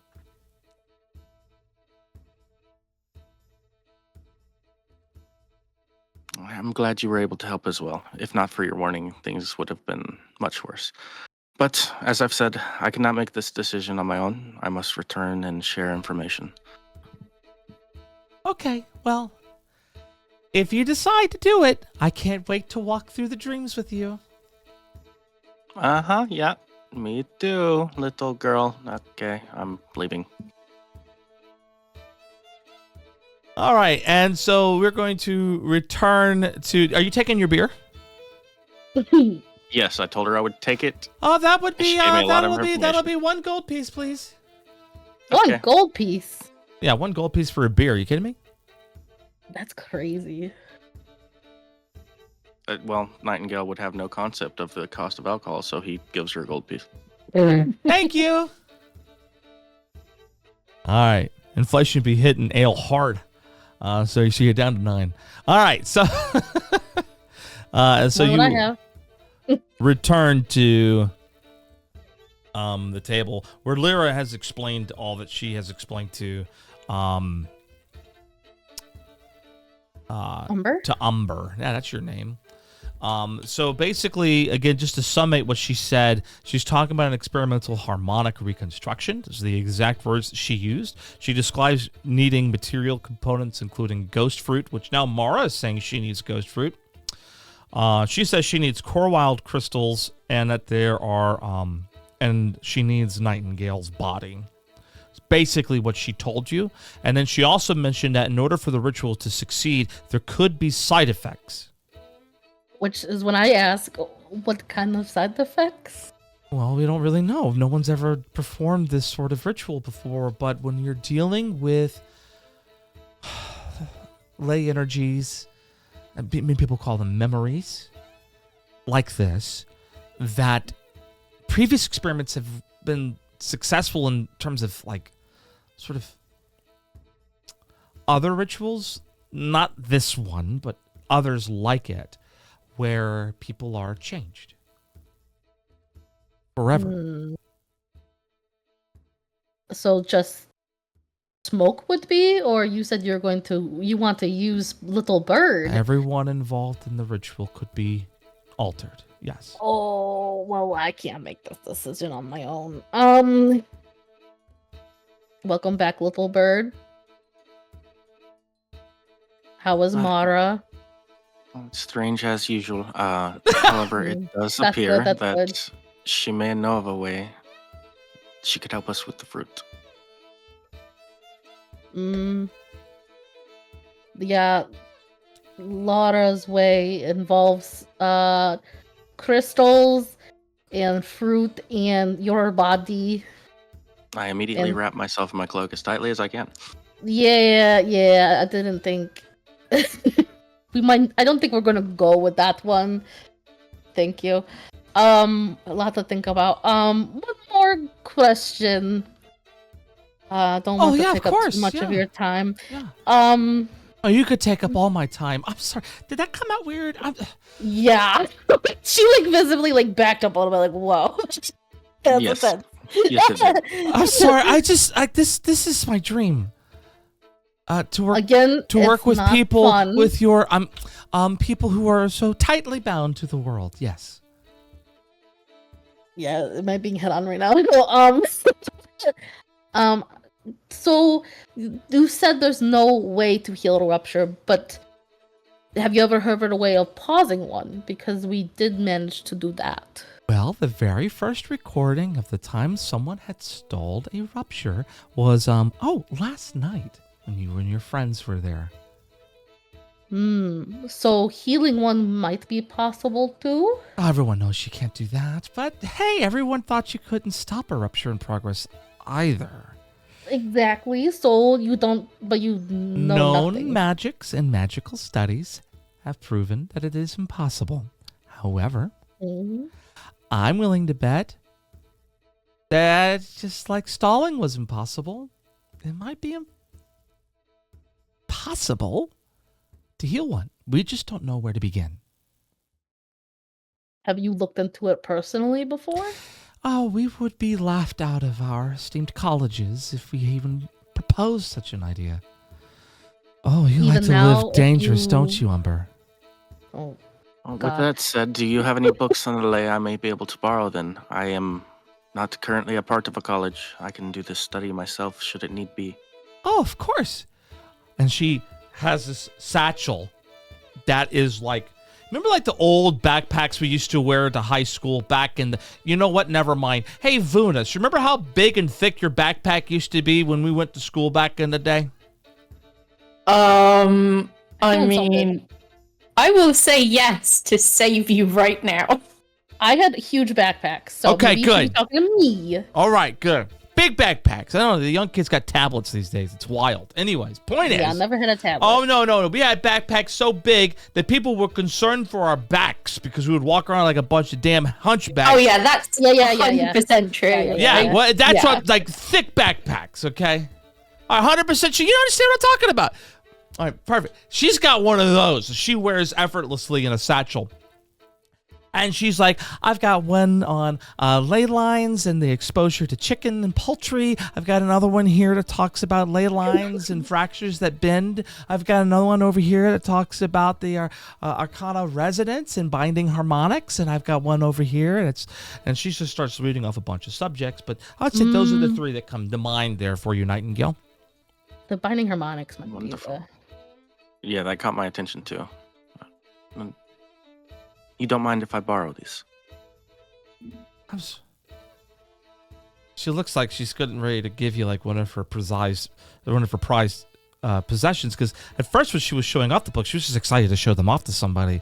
And now realizing that, oh wait, you're asking for this, suddenly kind of washes over her, and she's like, "Well, You Would mean you like you're to look going at to the stars you're right? going to borrow this, right? Yes, I do not intend to keep them. Which I means will- that you're going to come find me." Yes. Oh no. Okay.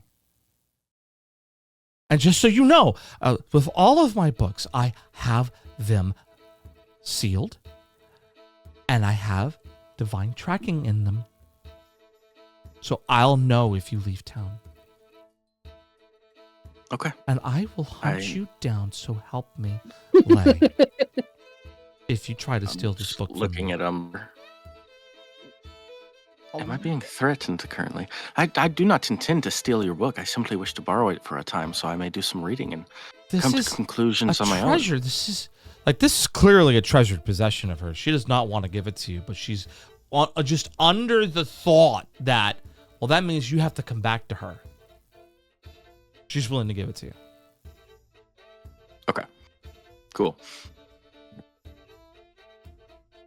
Yeah, 77 pounds was the average weight of a high schooler's backpack back in the early 2000s, late 90s. Yes. Oh, yeah. No, Yeah, you guys not remember textbooks? How heavy they are? Like, they sent home, I had a preschooler with us at one point. They gave him a tablet. That's crazy. Oh, yeah. I'm like, he's 4. You never went homework? How'd you do your homework? I can't with these. Okay. Anyway. All right. In any particular case, so now that you all have had a chance to meet with individuals, I need to turn my attention back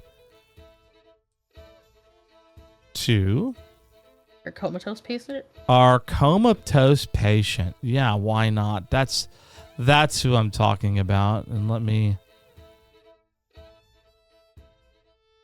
Boom, and let me go make sure I find what I need. All right, very good. Doing a little bit of a mood change here, everybody.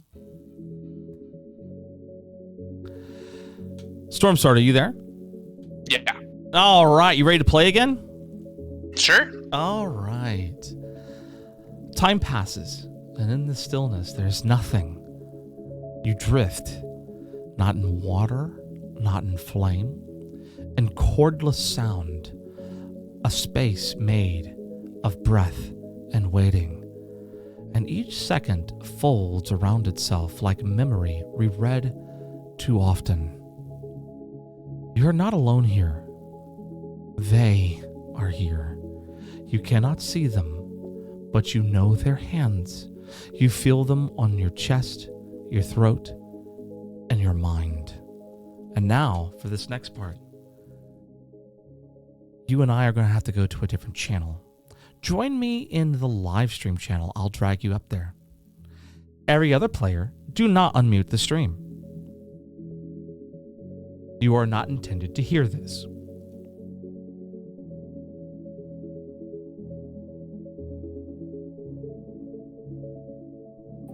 All right. Can you speak here? Testing? Yes, you can. Fantastic. 4 shadows appear.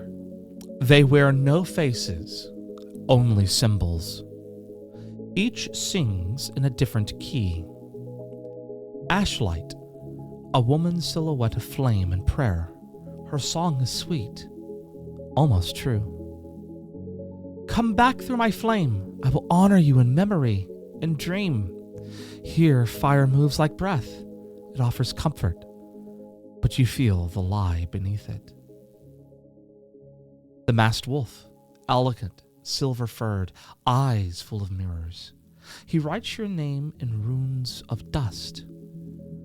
Truth is not yours to hold, but you may wear it. Wouldn't you like to wear something again? He offers form, but not freedom.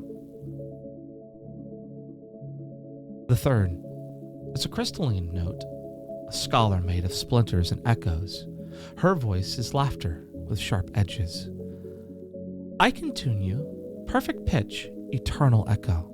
You'll never forget again. You'll never be alone. She offers memory without soul. The blooming root is the next symbol you see, a silhouette of green and grief, standing far away. She says nothing, but the air sings around her. Where she walks, the silence heals. You feel the pull. The ashlight scorches you with kindness. The masked wolf invites you with certainty. The crystalline note promises power. But the blooming root does none of these things. She only listens. And in her listening, the pain stops. Then you hear the others. Not the voices in the dream, the voices you once fought beside. They speak of names and rituals. They whisper of glyphs, fires, fruit, and song. You feel them choosing, weighing, deciding. And something deep inside you, the part that remembers what it is to be smoke and what it is to be Rimpira, screams. You have a brief moment, a window of opportunity, if you will, to reach out and convey your feelings through a spell. Dissonant whispers to each of your party members. However, this will require an Arcana, performance, or an Insight check in order to perform. Or Insight. My Insight and Performance are the same, but I'm better in Insight. So I'll do that one. Okay, go ahead and do Insight. 15. All right, 15 on it. Dead on. Ooh, perfect.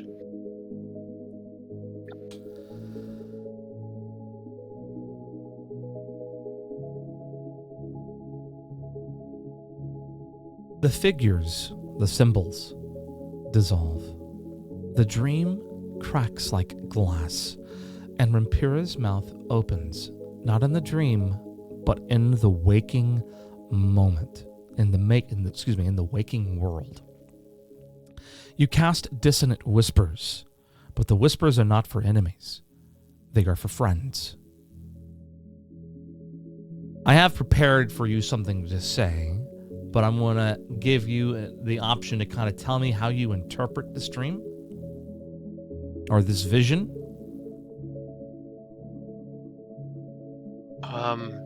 For right now, as far as I can tell, I have a choice to make on how I come back. You are given 4. Right. Right now, the party is only aware of 3. One from Celine, one from Lyra, and one from Mara. But I think you would probably recognize that of the 3 that I gave you, of the 4 that I gave you, Mara is not mentioned, and then one is mentioned who they have not gotten a solution from yet, which would probably be more like Sir Graven. But then there is a 4th option that is the Blooming Root, where she says nothing but the air sings around her. Where she walks, the silence heals. Mm-hmm. So that is basically what you're getting from this.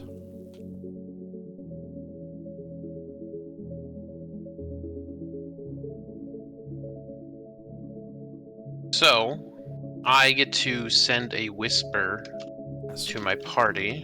What I have prepared states, not the flame, not the mask, not the girl of glass. She waits beneath the root. She remembers what I was. Find Finley or forget me.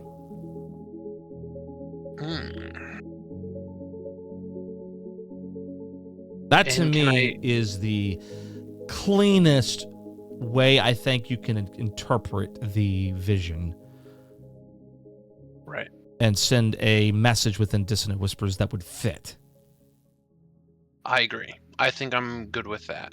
Okay. I do enjoy that. All right. And what is your DC saving throw? Saving throw is, I have to find it again, spell 13.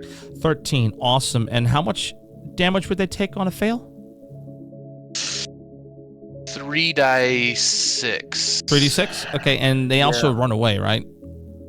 Yeah, failed save, 3d6, and immediately retreat. All right, fantastic. After I ask for the saving throws, you can go ahead and roll the damage. And okay, perfect. Awesome. That'll be fun. Sounds good. All right, let's go back. There was like 1,000 things being thrown at us, so... All right, everybody. So now that we are back, we're going to say that around the time that you all are finishing up at the tavern, and it's the same amount of time that you would have been finishing up at the chapel, which is the same amount of time that Thea would have been finishing up with Captain Halvar Dentrum. And as such, you are all about ready to reconvene, and you kind of run into each other in front of Sir Gravin's estate. And before anything can be said, any opportunity that you might have to discuss amongst yourselves what you heard and what you know and what you understand and what you think, suddenly you all need to make a wisdom saving throw. DC 13. Oh, I'm so good at it. Motherfucker. My saves are doing what they always do. Okay, so I just want to make sure I have Alcyone, I have Umber, Hawk, Theo, Nightingale. It's all 5 of you, and so it looks to me that Nightingale and Theo and Alcyone have saved. Umber and Hawk, you have failed.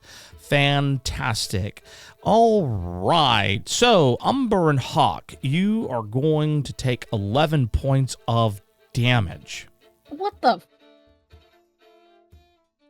Cool. And you are immediately frightened, and you're frightened because you hear a whisper that says, "Not the flame, not the mask, not the girl of glass. She waits beneath the root. She remembers what I was. Find Fenley or forget me."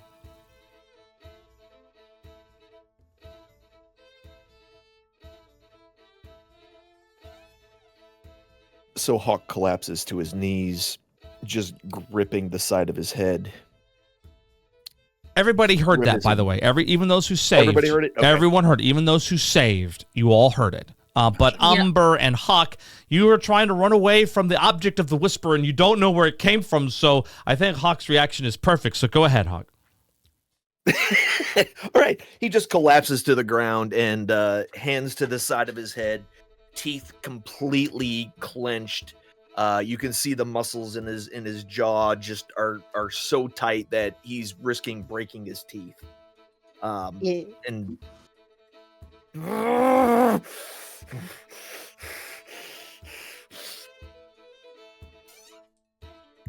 Umber, I think, falls to takes a knee. I don't know. This did damage, so I feel like maybe she's like bleeding out her ears or something. Like, this hurt, and she's definitely like holding her head. Oh yeah, that was one heck of a roll. I understand that the two that failed probably couldn't, but is there anything familiar about the voice at all? Yes and no. I would say that you would certainly recognize the voice to be familiar, but you only knew Smoke for a day or two. Could it be him? Insight check. Those who did not fail, make an insight check. That's Theo, Alcyone, and Nightingale.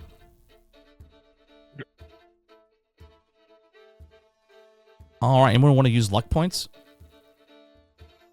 Do I get any modifiers because I knew him longer? I'll give you advantage. Oh, okay. You knew him for a couple days, longer than the others.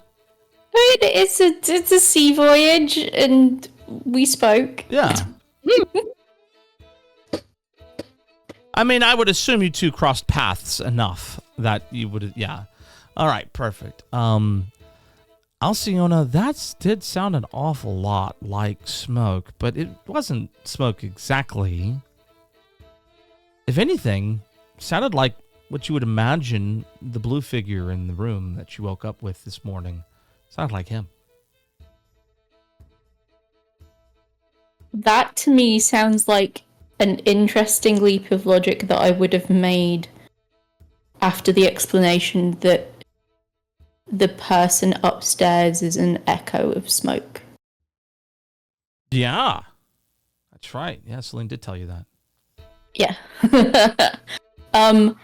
I pause seeing two of my newly found compatriots in pain, fear, do you need help? Like, are they running or are they?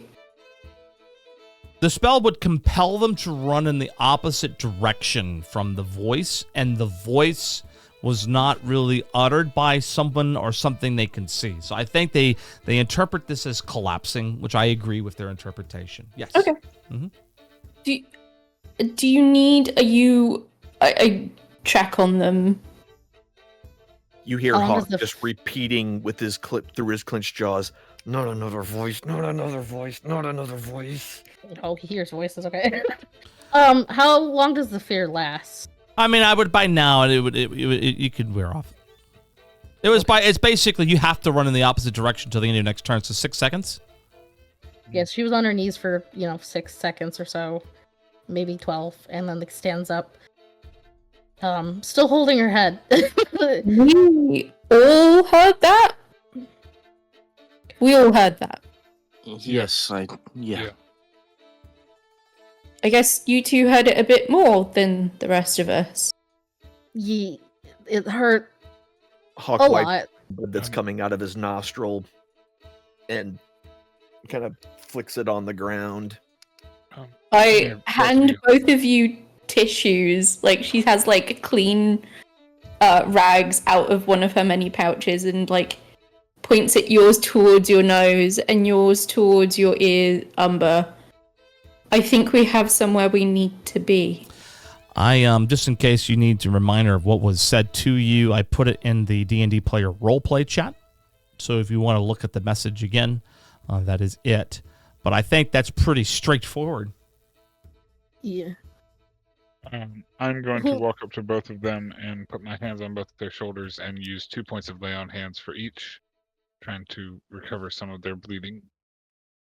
I'm a little over half now. Yay.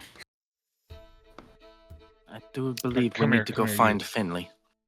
Yes. Does anybody know where she resides? Yes. No. Yes, we do. We've been to her house. We have. Let's see if it likes you a bit more this time. All right, everybody. So you're all going to make your way without question to Finley's. Is that correct? Yes. Fantastic. So with I would like that, to not have another whisper. awesome. So you are all making your way to Finley. Now, Finley lives in the corner of town on the Bell side. So you're now walking the closest to the spike you have been since this whole thing began. And you definitely feel a pulsing energy in every pulse. You could kind of feel it still. It kind of reminds you of when you were fighting, the pulse that would come from the spike that made you feel funny. That reminds me about feeling funny. Everybody else who did not fail the save, you still took 5 points of damage. Ow. Yeah. It was like crazy AoE dissonant whispers. So as you approach the house, the party stands beneath a tree. And this tree is bark whispering strange half names and broken vows, something you did not experience the first time you were there, Hawk and Alcyona. This tree, though leafless and not in bloom, didn't whisper before. It does today. Meanwhile, Finley's there. This is her front yard. There's a tree in her front yard by the well. You gotta get the idea. And she's pressing her palm to a root of the tree, and the root begins to bloom. It breathes out a shimmering mist, and you hear Finley say, "Memory is not something you find. It's something that finds you. When you're quiet enough to be found, you want to wake him? Then walk where he's wandered. But remember, the hollow doesn't give without asking." And with these words, uttered to this strange root, not to you, in the shimmering mist, there what appears to be a portal. Though not spoken, it's utterly clear. You're invited. to walk through. You pause, and that's why I didn't use her voice, because I wanted to make sure this is very clear. She states to you, but remember, the hollow doesn't give without asking.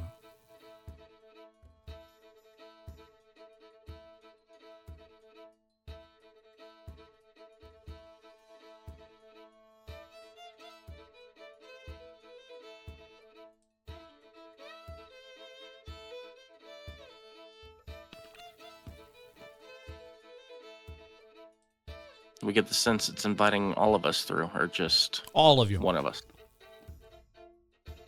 And we all have to give up something? Oh, talk about it. What do you think?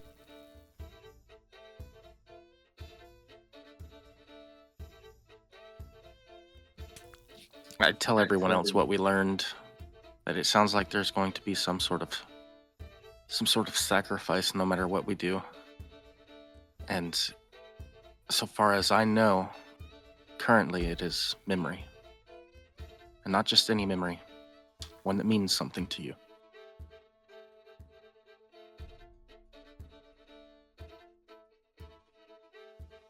The price that we heard seemed the same. But she wanted to give you a brand. Well, she said pound of flesh, and she said that would be one of the side effects, but yeah. Yeah. She wanted to give you a friendship brand. Sure, friendship.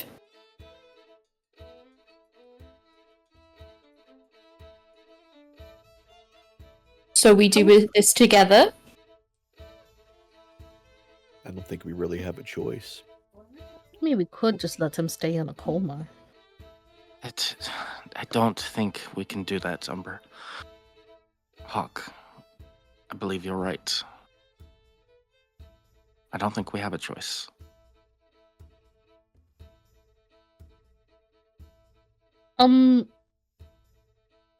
Little old lady, what will the hollow ask of us? She's not there. Oh my god. Alcyona and Hawk, you have dealt with Finley before. No one else here has met Finley. Well, So, we've seen her. I want briefly to meet. make it very clear. No, you haven't met her. You saw her, yes. You have not met her. That I would imagine from their points of view, some crazy lady just told us to walk into a portal and said something about the hollow doesn't give without asking. If you think it's a good idea, now is the time to vouch for this. I will say that she saved that child. She staved off the corruption as best she could with her abilities. And whatever that And- voice was told us to come here. True. But whatever her intentions are, I believe them to be at least in some way decent.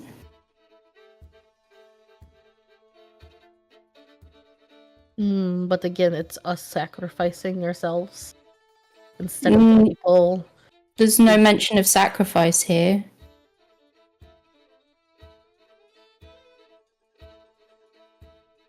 No one said anything about giving anything up. Nobody said anything about sacrificing or branding or side effects. Only that we have to ask. And I would rather ask politely.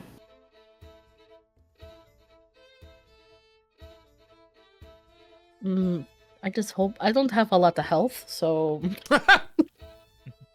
Which reminds me, EW, my HP is 23, right? I think my HP reset and it was wrong. I had to fix it.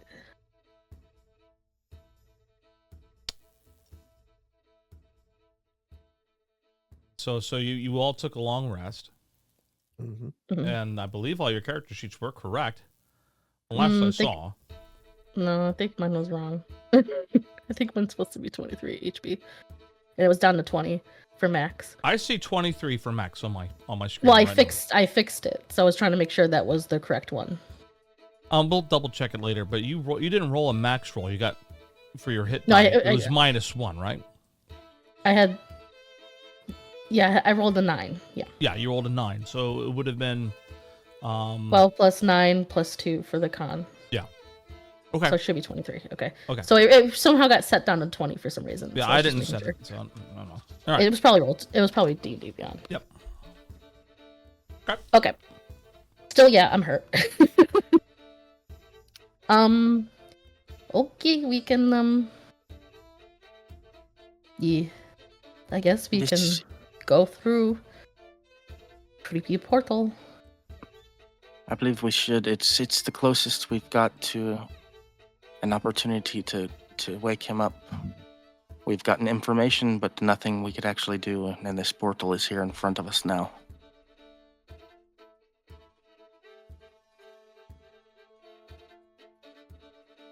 I'll walk through it. All right, Umber's through. Behind. I'm right behind her. As soon as I like see what we were Umber doing go, I'm like, wait, what? Okay. Walk through. She makes up her mind and just does a thing. Okay. Each of you simultaneously are in a bit of a dream state. You're entering what I like to call a dream walk. This is the memory maze. I need each and every single one of you to use initiative. Give me an initiative roll, and that will determine the order in which we go through this maze. Does that include me? Fantastic. No. Okay. You're not able to dream at the moment. Fantastic. Sorry, bud. You died. You don't get to play it now. All right. You do get to play. You did play today. You rolled. All right. Fantastic. Your sacrifice comes later. Anyways, so. All right. Alciona. You are up first. Oh, great. How did that happen? Oh, okay. All right. So these are cool. I'm going to take you through trial 2, the plea. Perfect. And who rolled second? Nightingale.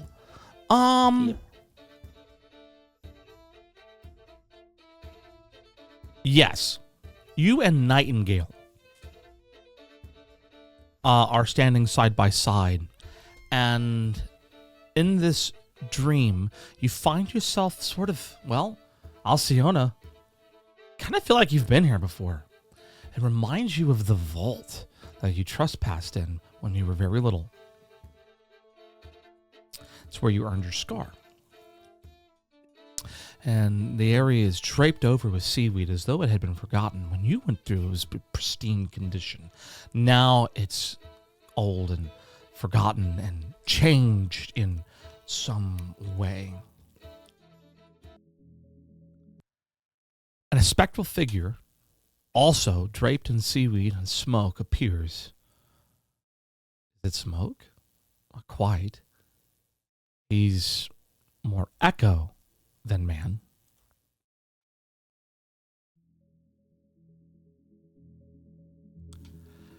And it says, "Why would you wake me?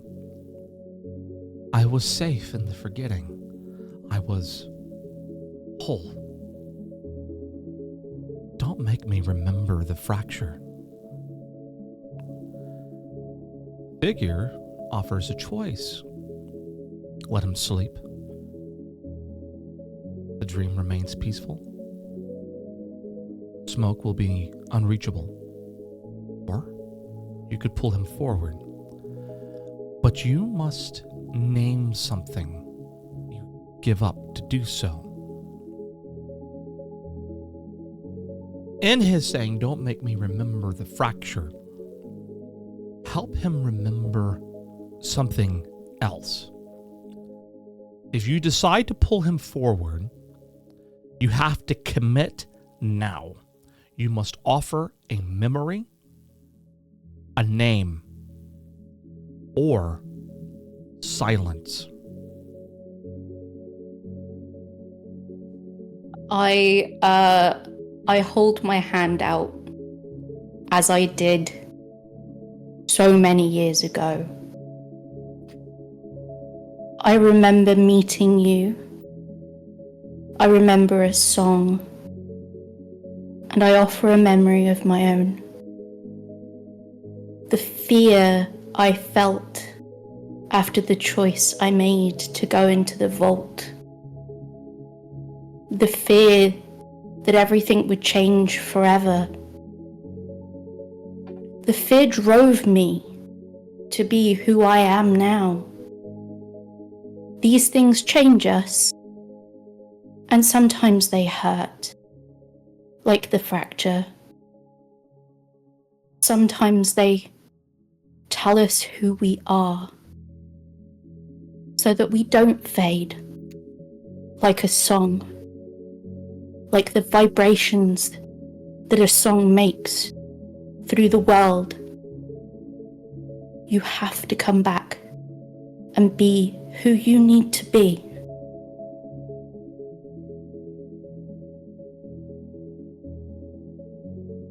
Okay. Can you give me a one-sentence descriptor of the memory? I think I've picked up the gist, but just type it to me. And that way I can tell you how that'll affect you later. Well, will do. That was great memory. I loved it. Nightingale, this is the choice you must make. Let him sleep or pull him forward. You may offer a memory, a name, or silence.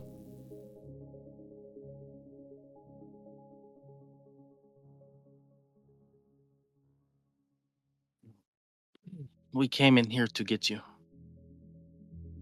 Though the sleep may be peaceful, it is not where you were meant to be. There are people there that are counting on you.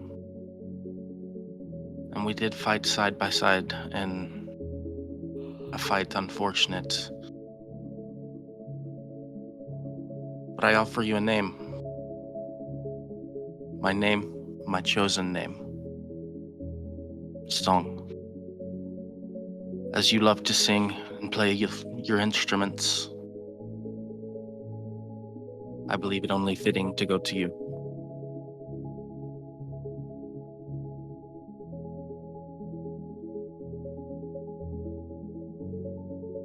The dream tears slightly. You've never been told this figure's name, but you know it. It's Rimpira. Shadow Song. And it reaches out, fingers trembling, spectral voice shaking. I don't remember who I am, but I remember you. And that's enough.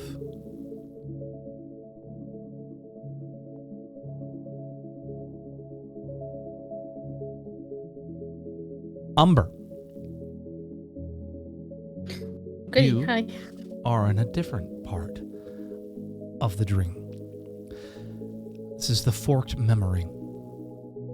You step into a clearing, but the trees are paper thin and flickering.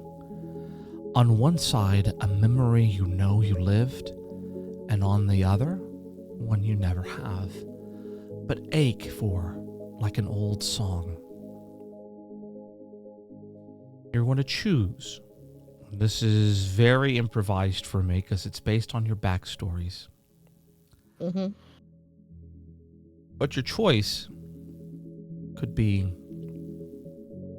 one side, a memory you know you lived. Your mother's last words to you. Or another, a memory you've yet to have. Your father's first words to you.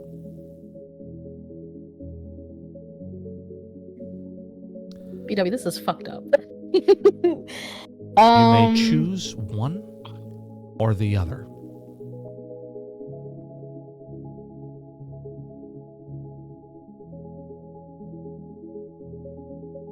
I will choose my father's first words.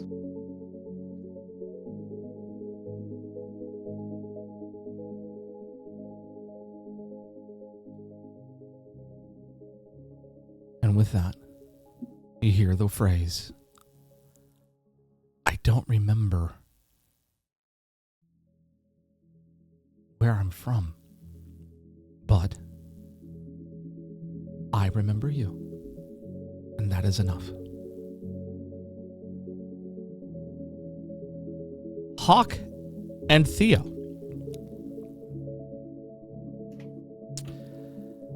You are passing through a space that reflects a personal truth,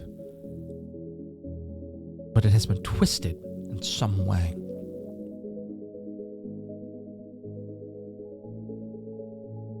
Hawk, you remember the battlefield of the Ember Spike, where you fought,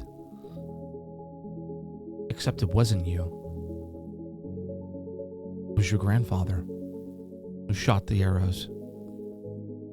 It was your grandfather who slipped into shadows. And it wasn't you at all.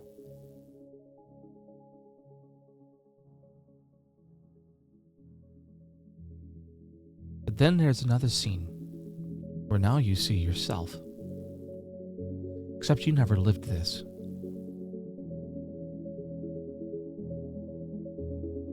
The binding at the bell tower hole.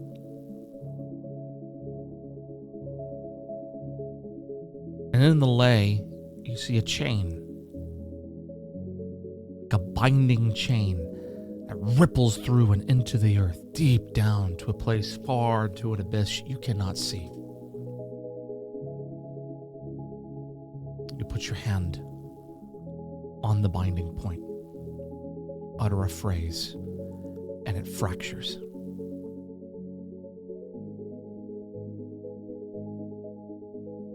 Which one of those two things would you rather be true?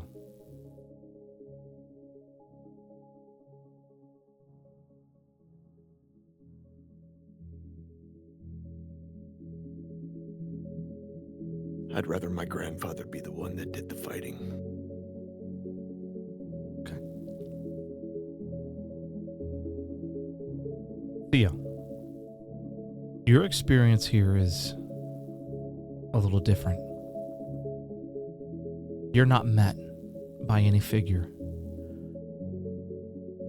but instead, you're met by Finley herself. And she steps up towards you. She smiles. Theo, your friends have performed admirably. They have given much of themselves. Their sacrifices are poignant, more than anyone could ever expect. But yet you have the most to give. You play the most important role. But what you give is far more dangerous than anything your friends could possibly give. But it is all down to you. What we ask is a truth. But your greatest truth, you yourself do not know.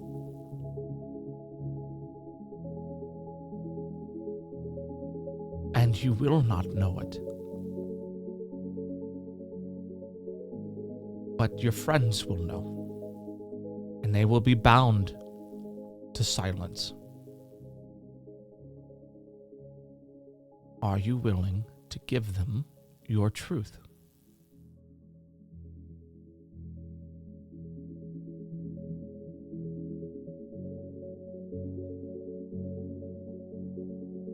Yeah.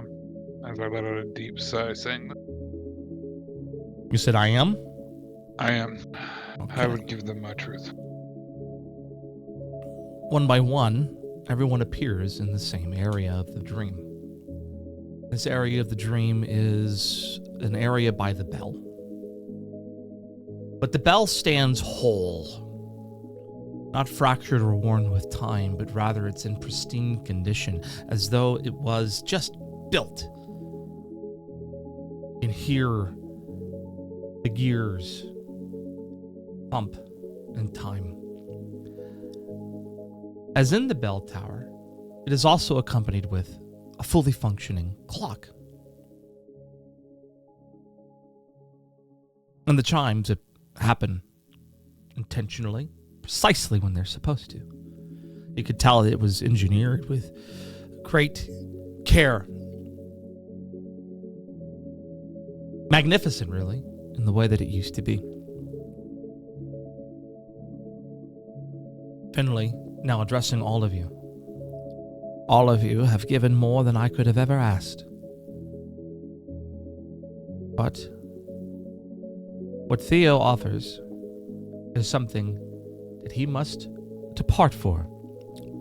And Theo, you poof out of thin air. Do not listen to the VOD or watch this at all. Please.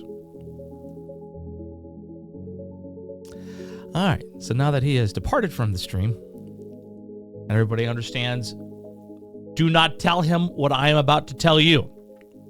And your characters are going to be prevented from telling this truth to him under pain of death, to make this very clear.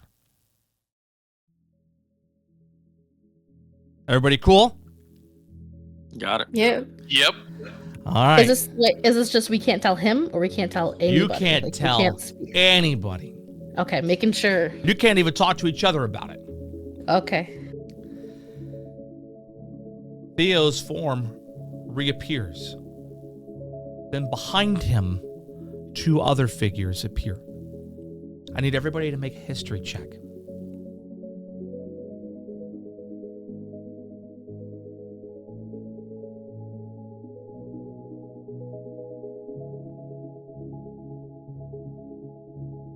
Hawk, Nightingale, and Alcyone recognize the two figures standing behind Theo as none other than Queen Marina and King Ardenth. Each of them have a hand on Theo's shoulder, and Theo states, I am the true heir to the high throne, son of the lion Ardenth, son of Queen Marina. But I do not know it. When I was young, I lived through a rupture. My caretaker, Elm Shadow was her name, saved me instead of her own son, that I might live, sacrificing her own son.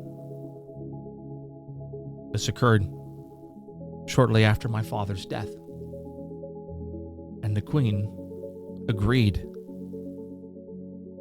to let her keep me and raise me as her own, so that I can be protected from those who would seek my life.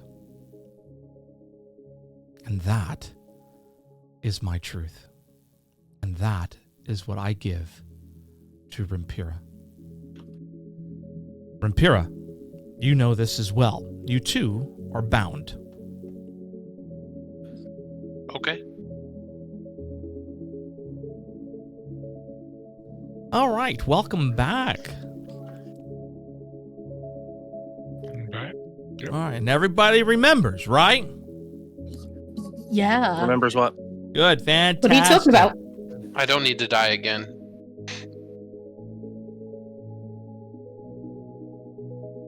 So how's everybody doing? Oh, Finley nods in appreciation, and then she explains. These are the costs for one's life. For one to live, it must have truth. For one to live, it must have memory. For one to live, it must have regret. For one to live, it must have love. And And these you have all given. Alcyona, in exchange for the memory you have given. Those moments of fear and curiosity that once warred with each other no longer do. What fear might have helped you be more cautious in the past is gone. Instead, only curiosity remain. The impulsiveness of youth remains. You no longer fear the unknown. You no longer fear of being lost. And you have full confidence that at the end of your adventures, you can return with those you love, your family, and even your friend. Curiosity, impulsiveness, the adventurous spirit now prevail. You may roleplay that as you choose. Nightingale, you have forgotten your family name. That was gifted to Rimpira, who was known as Shadow Song.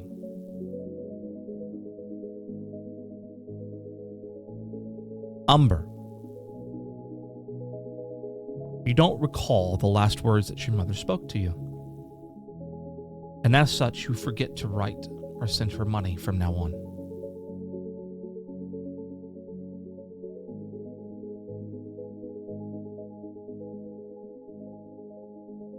Hawk, you are now stricken with the truth.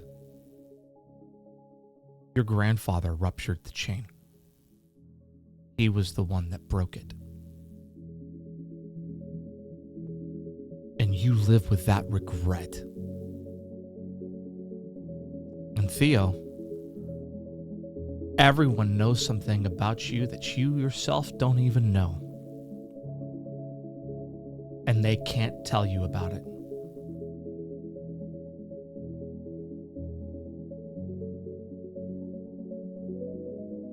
Is everyone satisfied with the result of this little experience?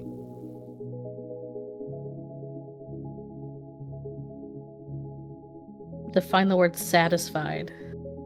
Satisfied is a really strong word. Yeah, I think I would agree. I think it's a very good example of the merciless nature of the setting. Fantastic! That's her whole reason for like adventuring. Well, you're now driven with the memory of meeting your father. Think about the flip.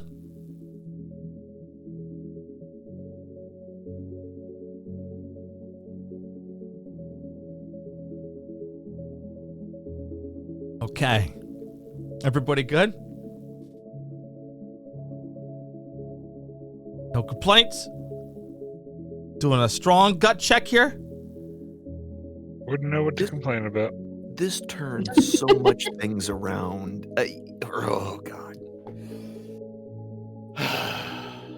Escándalo! All right, everybody. No complaint. I just need to clarify that Song is his chosen name. The name he chose the day he matured. Correct. As a Kinku. Mm-hmm. He's forgotten it. It's as though it never happened. You're just Nightingale now. You gave up your name day, essentially. Yep. Oh, cool. All right. So everyone's clear. Yep. All right. Fantastic. Good. I feel like if out of everybody feels like, okay, what the heck was said? I don't know. Huh. That doesn't bother Theo at all. No. Theo's like, I gave up a truth I don't even know. All right, cool. Fantastic. Then with that, you all snap out of the dream. Finley tells you, go. Fetch Rimpira. And you all recognize Rimpira as who this person in the room is. This is whom Smoke has become. Fetch him, that he may awaken.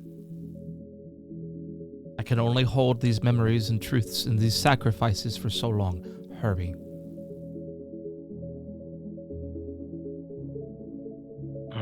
I would dash out of the area towards where Smoke was. Yeah, you already gave it up. You might want to hurry. Yep. Yeah. Like, Yeah. full bore running. Like, I understand I've given up something too valuable to not have this work. Sprint. Yes. Dash, sprint, dash, whatever. Oh, and she does tell you to meet her at the bell tower.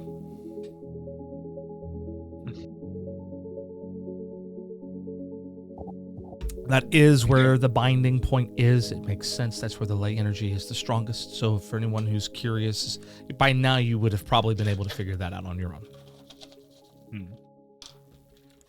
Because we're smart. Yeah, I mean, back to Grevin's estate, and then barrel up the stairs, just kick down the door and do what we gotta do. How are we transporting them? Fireman carry is always a good idea. I was gonna say, whoever's the strongest, it sounds like you're giving him a piggyback. It'll probably be me, so do that. Umber, go ahead and make a strength check along with Theo.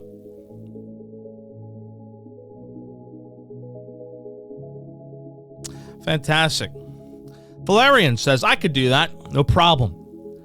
And whips up Rimpira's body without any problem. Now, as you are on your way out, Sir Gravin sees you coming and begins to speak and says, good news. The doctor looked over Smoke, and there is something we could do, but I'm imagining you're just running by him. 100%. And Nightingale's kind of clearing the way. oh, okay. Well, and he's just kind of befuddled as you run on by. Yeah, I mean, I think at this point we're committed, so we're moving. I'll just yell back, chat later. Important stuff. Bye.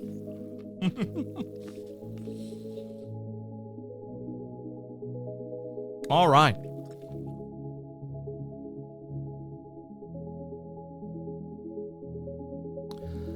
So as you are returning to the bell tower, you'll notice that besides the bell tower in a clearing, it's in a clearing in the space between the tower and the spike. Ash, which was what was reported, litters the ground everywhere. The only remnants of the battle that occurred the night prior, the place where Smoke met his ultimate demise, is now the place where a root circle has been formed. Finley has woven a arcanic circle made of twisted roots, grass, ivy. She asks you to lay Rimpira's body in the center of the circle.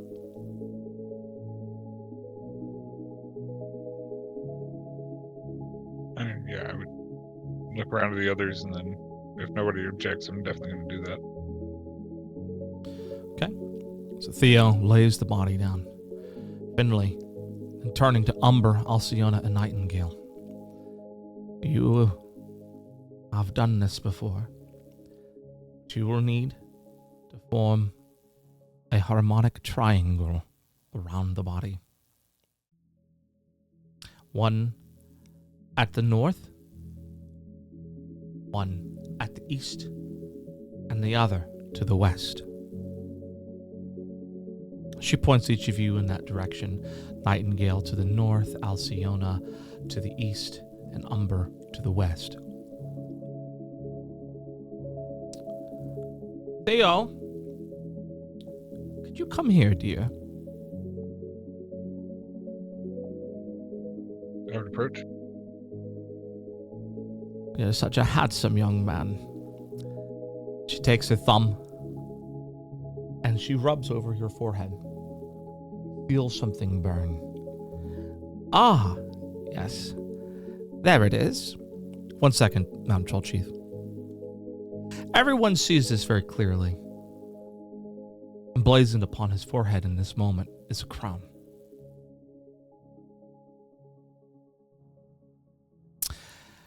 Welcome back, Mountain Troll. If you would be so kind as to hold your hands upon the firmament, the ground.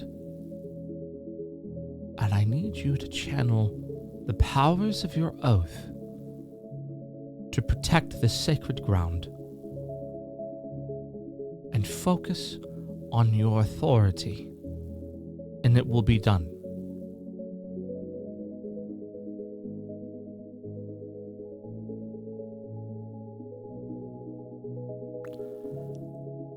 And then she approaches Hawk. Your role in this is one of sadness. Do you recall the names of those who passed?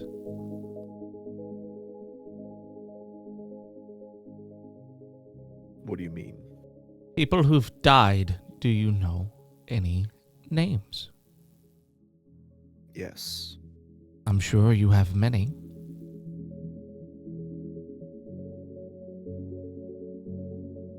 Yes, many and one at the same time. What I need you to do is to walk around the circle and whisper their names.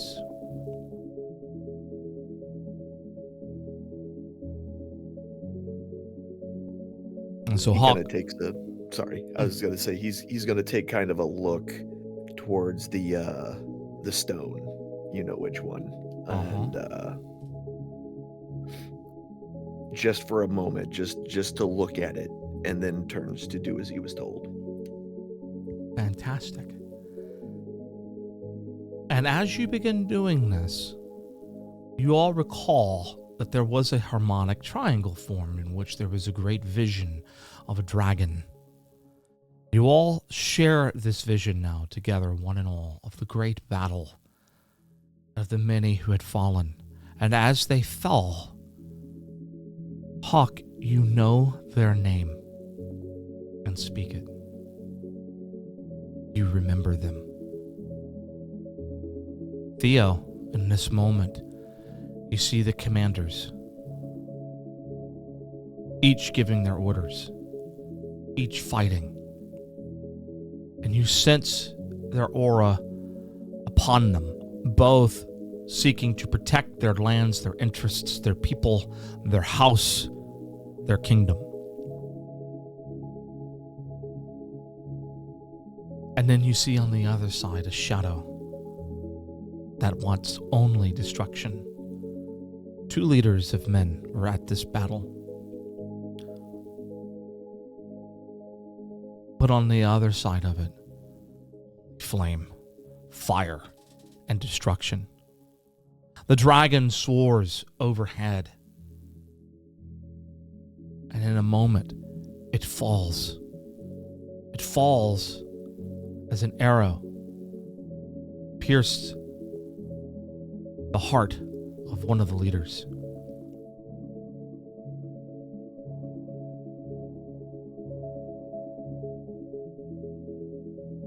And Finley whispers, and this is the truth I give. Rimpira, sing your song and complete the ritual. Rimpira, go ahead and give us a performance check. No fucking pressure.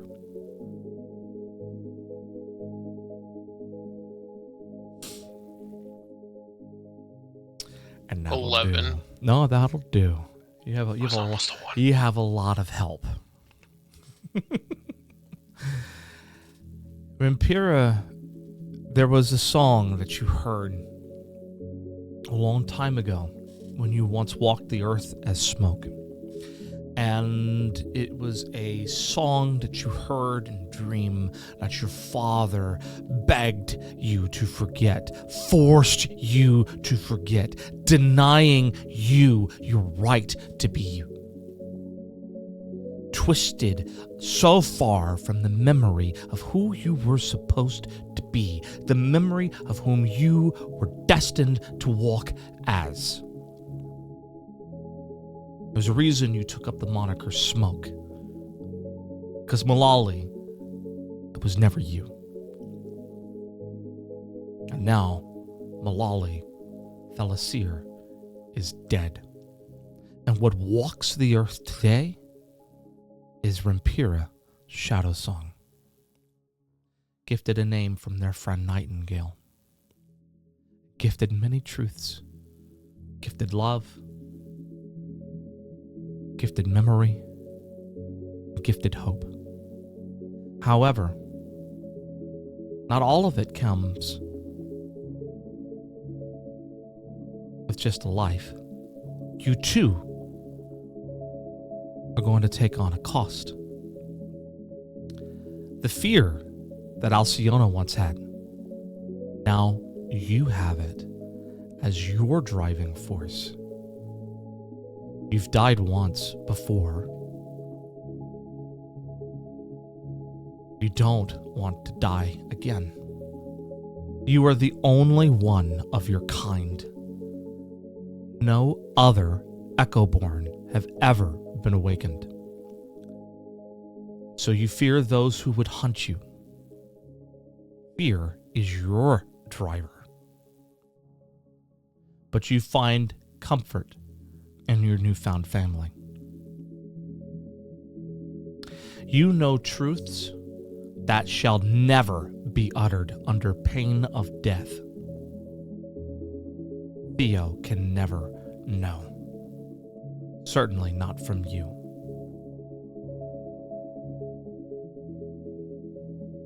However, what does stand strongly in your mind is the last things your mother ever told you.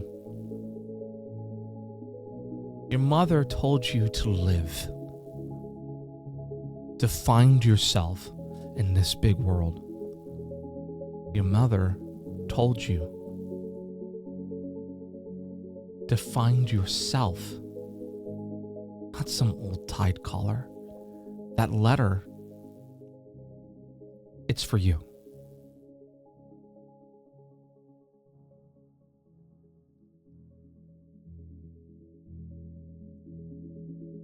Now emblazoned upon your memory, though, is a regret. You see the bell tower. A single man stands by it. It's Hawk. And as he whispers an incantation, the binding fractures.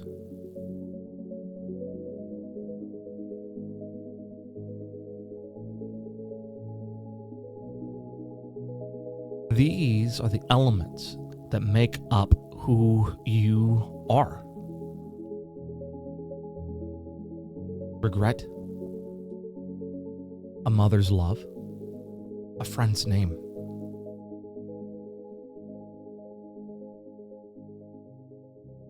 Anxiety,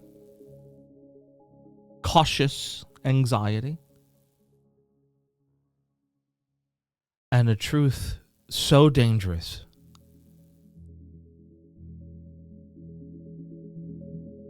as to justify said anxiety. And with that, a song escapes your lips. Lyrics known and all, and I'll send that to you later. And you know it plainly. And as you sing, your eyes awake. Sun sets in the distance. A full moon rises overhead. Around you, you see three familiar faces. Umber, who now reminds you that you have a mother that loves you. Alciona, whose caution is now yours. Nightingales, whose name belongs to you. You sit up, and in front of you, you see Theo. Every energy within him, protecting you, keeping you safe. And there's Hawk, warding the circle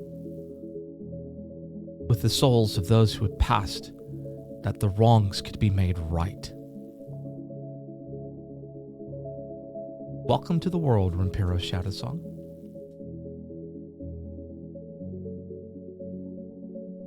The ritual comes to an end.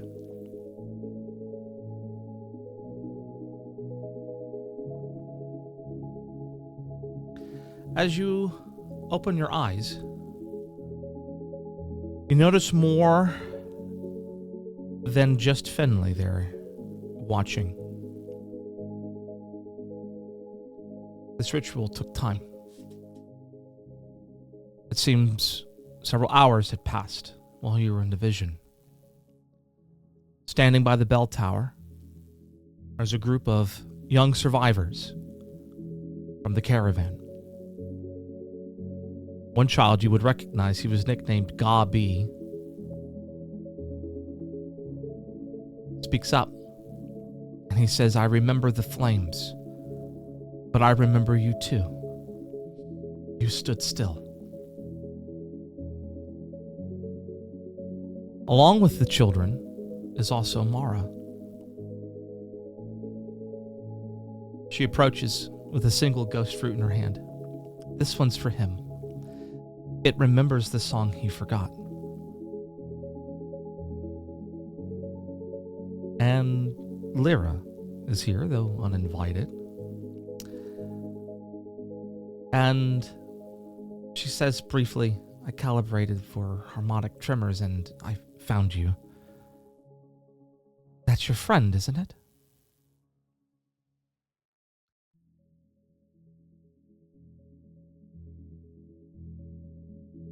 And that is where I will let you take it from here, players.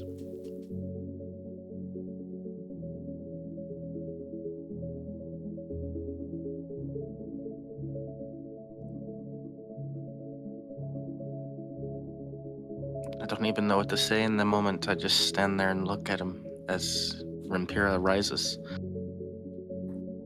I collapse to the floor and just like heavily sit down and just go, "Woof." And 1,000-yard stare.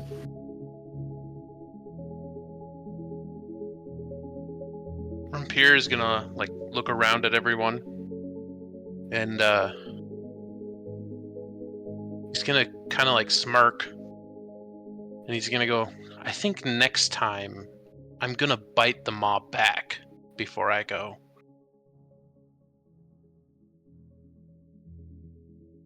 And then following that up, he's gonna kind of look at each of you and go, "You all remembered me, you heard me.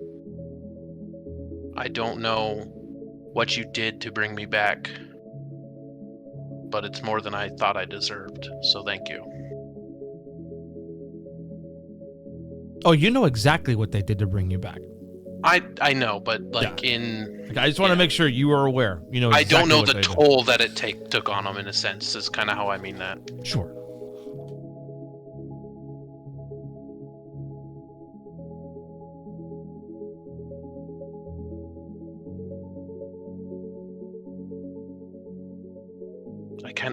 Am I like standing, or am I able to look? Oh yeah, you are you. You do your thing. You know the setup. Finley's there. You know her truth. You also know that the refugee children are there. Mara's there, and Lyra's there, and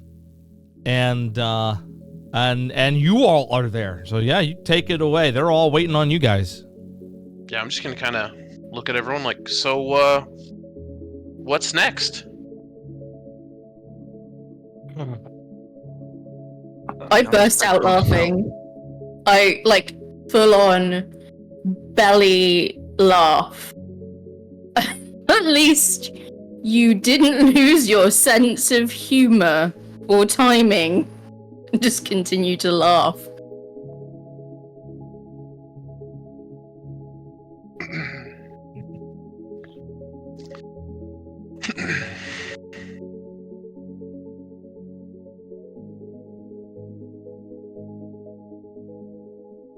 we're just gonna be on about it. I think that what's next is we try and heal this thing. Finley speaks up behind you. Some conversations are best held when not with so much company. Oh, right. You ever noticed in this light, Theo? Your eyes are such a calm blue.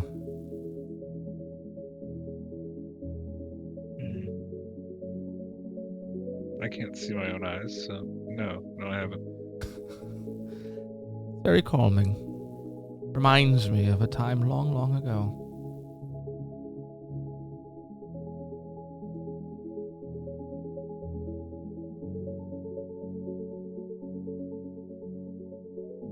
Okay. She just seems smitten with you. She thinks you're hot, man. Yeah, I mean, bully for her, I guess. Some of the children begin humming the song that that Rampura was singing. And as they do, you kind of hear the bell vibrate a little bit from the sound of it. But it does not ring.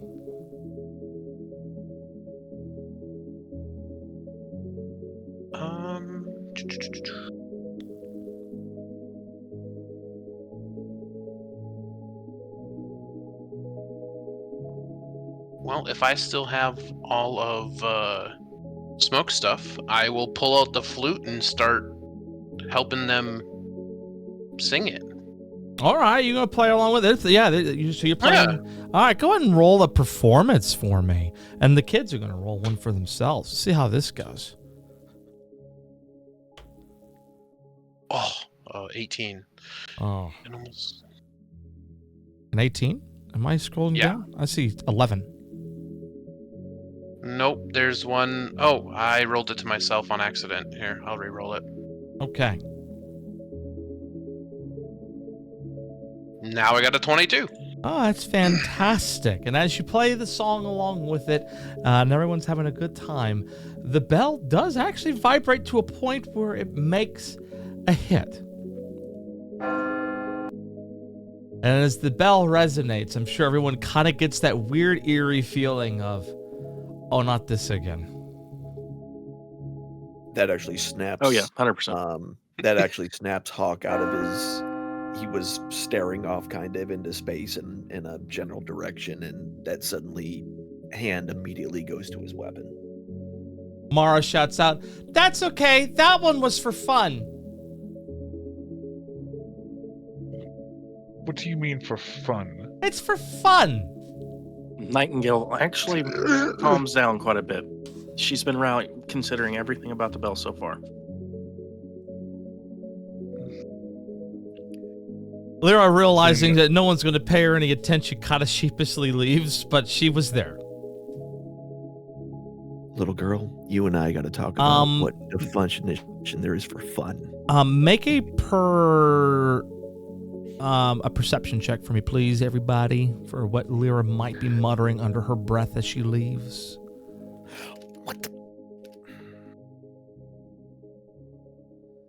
All right, well, Rampura is that 23 and Alcyona 24. Those are the only two checks that succeed. You hear her clearly say, "I can't believe I found him. That's Rampura. That's the name the Pearl-Eyed Prophet whispered in the old Tide spellbook.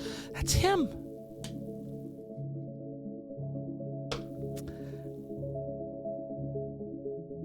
Mara's offering you a fruit, by the way. She still has a fruit for you if you want to eat it.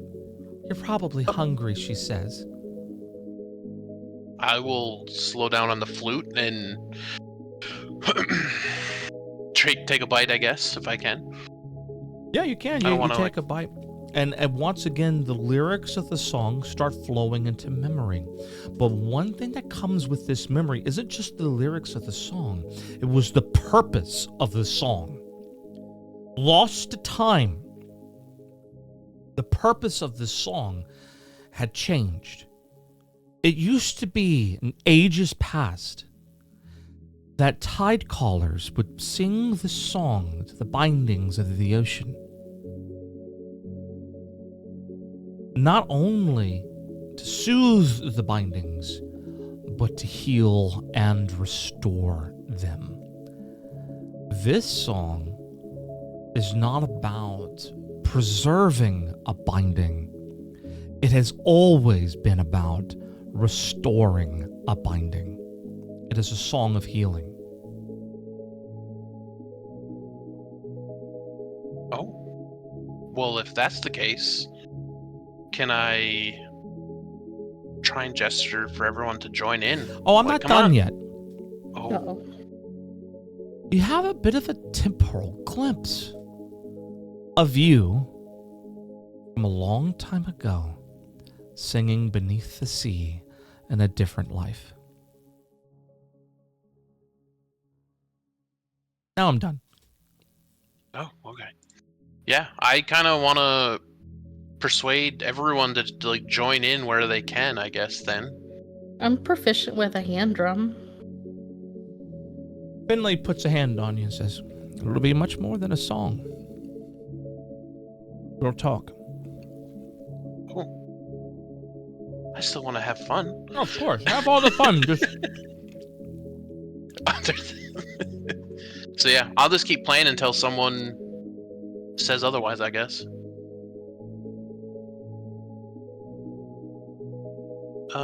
Quick question.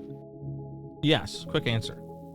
I have a scroll of something that I don't remember what it was about, but it says Scroll of Unsent Dreams. Does that tie into the Pearl-Eyed Prophet, by the way? Or do we not know? I don't know what you're talking about. I'll have to go back to our chat and find it, and then I'll ask you later and see if I can find it. Yeah. Okay. So I've sent you all sorts of fun stuff lately. Mm-hmm. All right. And so I would imagine that there's some festivities. The refugee children, Mara's there. Lyra left.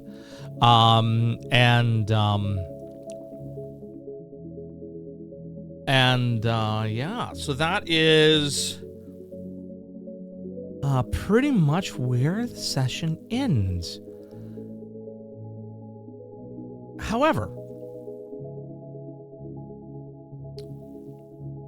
in the midst of the celebrations, there are a few things that you begin to hear. Some of these things you might even see yourself. Villagers near the bell tower report that they hear the bell tower chime 1 to 3 times late at night. But the tower is still visibly broken.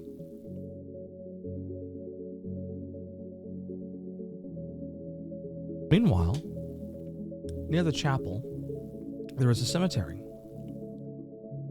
Several graves appear disturbed, but not by digging, as if the earth itself unsettled around them. Meanwhile, ghost fruit are blooming out of season, and some children have become silent, and others become quite prophetic.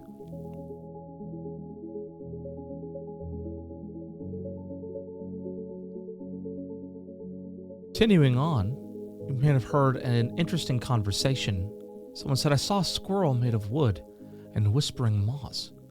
It dropped my brother's ribbon at my feet." Woodland familiars are appearing, each bearing a memory artifact of someone in town. Finally, you hear someone whisper, "The sap formed a circle around her boot. She said it felt like a hand." The tree behind Finley's home, once dormant, now weeps ring-shaped sap. You would recognize that tree that's been dormant. That's the same tree that Finley was at, the same tree where you went into the memory. Each ring left on someone marks them emotionally. I forgot to read the first couple other quotes. For the bell tolling at night, someone would have said, "It rings when no one's near it, and sometimes it sounds like it's crying." For the graves, someone said, "We buried my wife 6 years ago. Last night, she asked if I still wore her ring." And then in regards to the fruit, you would have heard the quote, "She took a bite. Now she hums, same song, every day, even asleep." So it's assumed now that you have been in Crescent Hollow for a few evenings. You're healing up, you're recovering. You all advance to level 3. As these are beginning to take shape around you.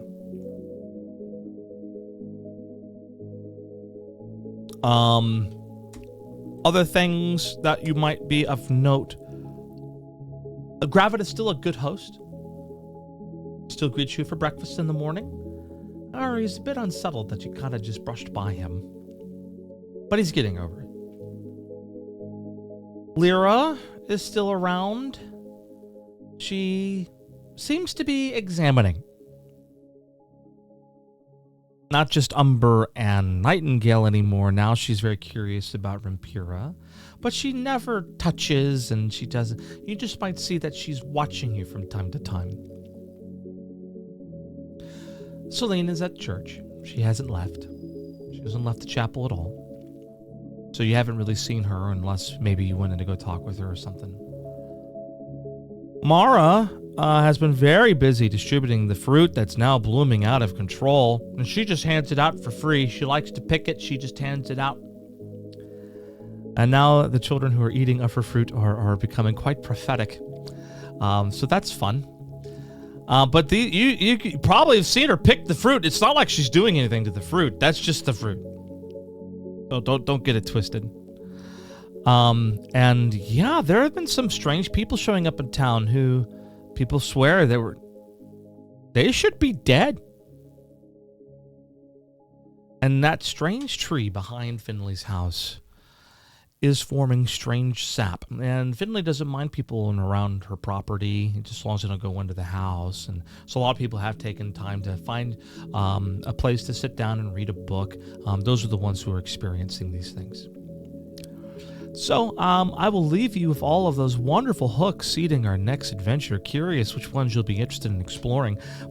And you have plenty of time to think about it. That's all I've got for you today.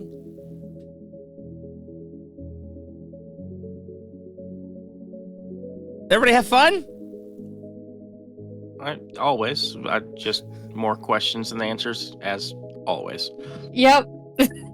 We started with more questions than we finished with more questions than we started. Mm-hmm. This was a session of 4 questions. Yeah, I don't know how I'm taking this. At least I'm not dead now. Yeah, well. I So wish that's I knew something appreciated. that I don't know that I can't know. It's fun. Good job, guys. Thanks. That's totally exactly what I wanted to give up with my whole secrecy background. Yeah, I feel like Allie and Little Bird got away with losing the least. I don't think you know how much his chosen name meant to him. That's a lot. I don't think anybody should live without any fear at all. Oh yeah, she ain't got no fear, man. She's like, let's do it. She's got no fear. I thought just that Oh no, fear that drove it's her. all gone. No, that's no. gonna rear its ugly head. Like it's Uh-huh. all fear But gone. please tell me how I got away lightly. Okay, I thought it was just like that starting. I didn't realize it was all your fear. Think that every gift was a monkey's paw variant of what it needed to be. Yeah, no, this sucks. Are we sure we should just let him stay in the coma? I mean, Just don't hate me. 4 hours in for this? Really, this guy? yeah. So wait, so she does remember that she sent letters and stuff, though, right? She just doesn't remember the words of her mom. You will never remember to do it again. Oof.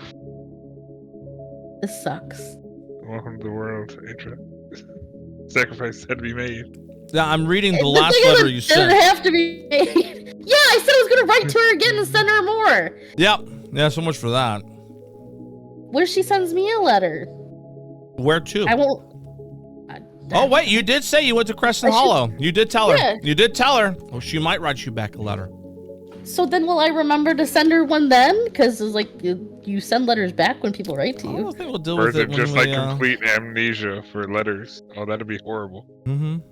Her mom was the only one who ever like loved her and like gave her a chance. Oh shit. That's I gave you a choice. Well, I didn't know which one to pick. I don't know what it meant. I didn't know if I like chose her memory. If that meant that was. Oh, and by the way, if you think that was fucked up, Hawk is hating life right now. Stop. No, they all were fucked up. Well, what did you say, Helen? I just said, just stop. Yeah. Just, damn it. I feel like we need character explanation, but that's a whole different No. Nobody needs to know anything about anything. story. Sounds like the brooding guy, I know. All because the bard was like, "Let me get up." I gotta put this guy in flanking. I'm there, buddy. Go ahead. We're flanking. God. We're flanking the Minnie Mouse, the giant maw. It's Ember. Oh God.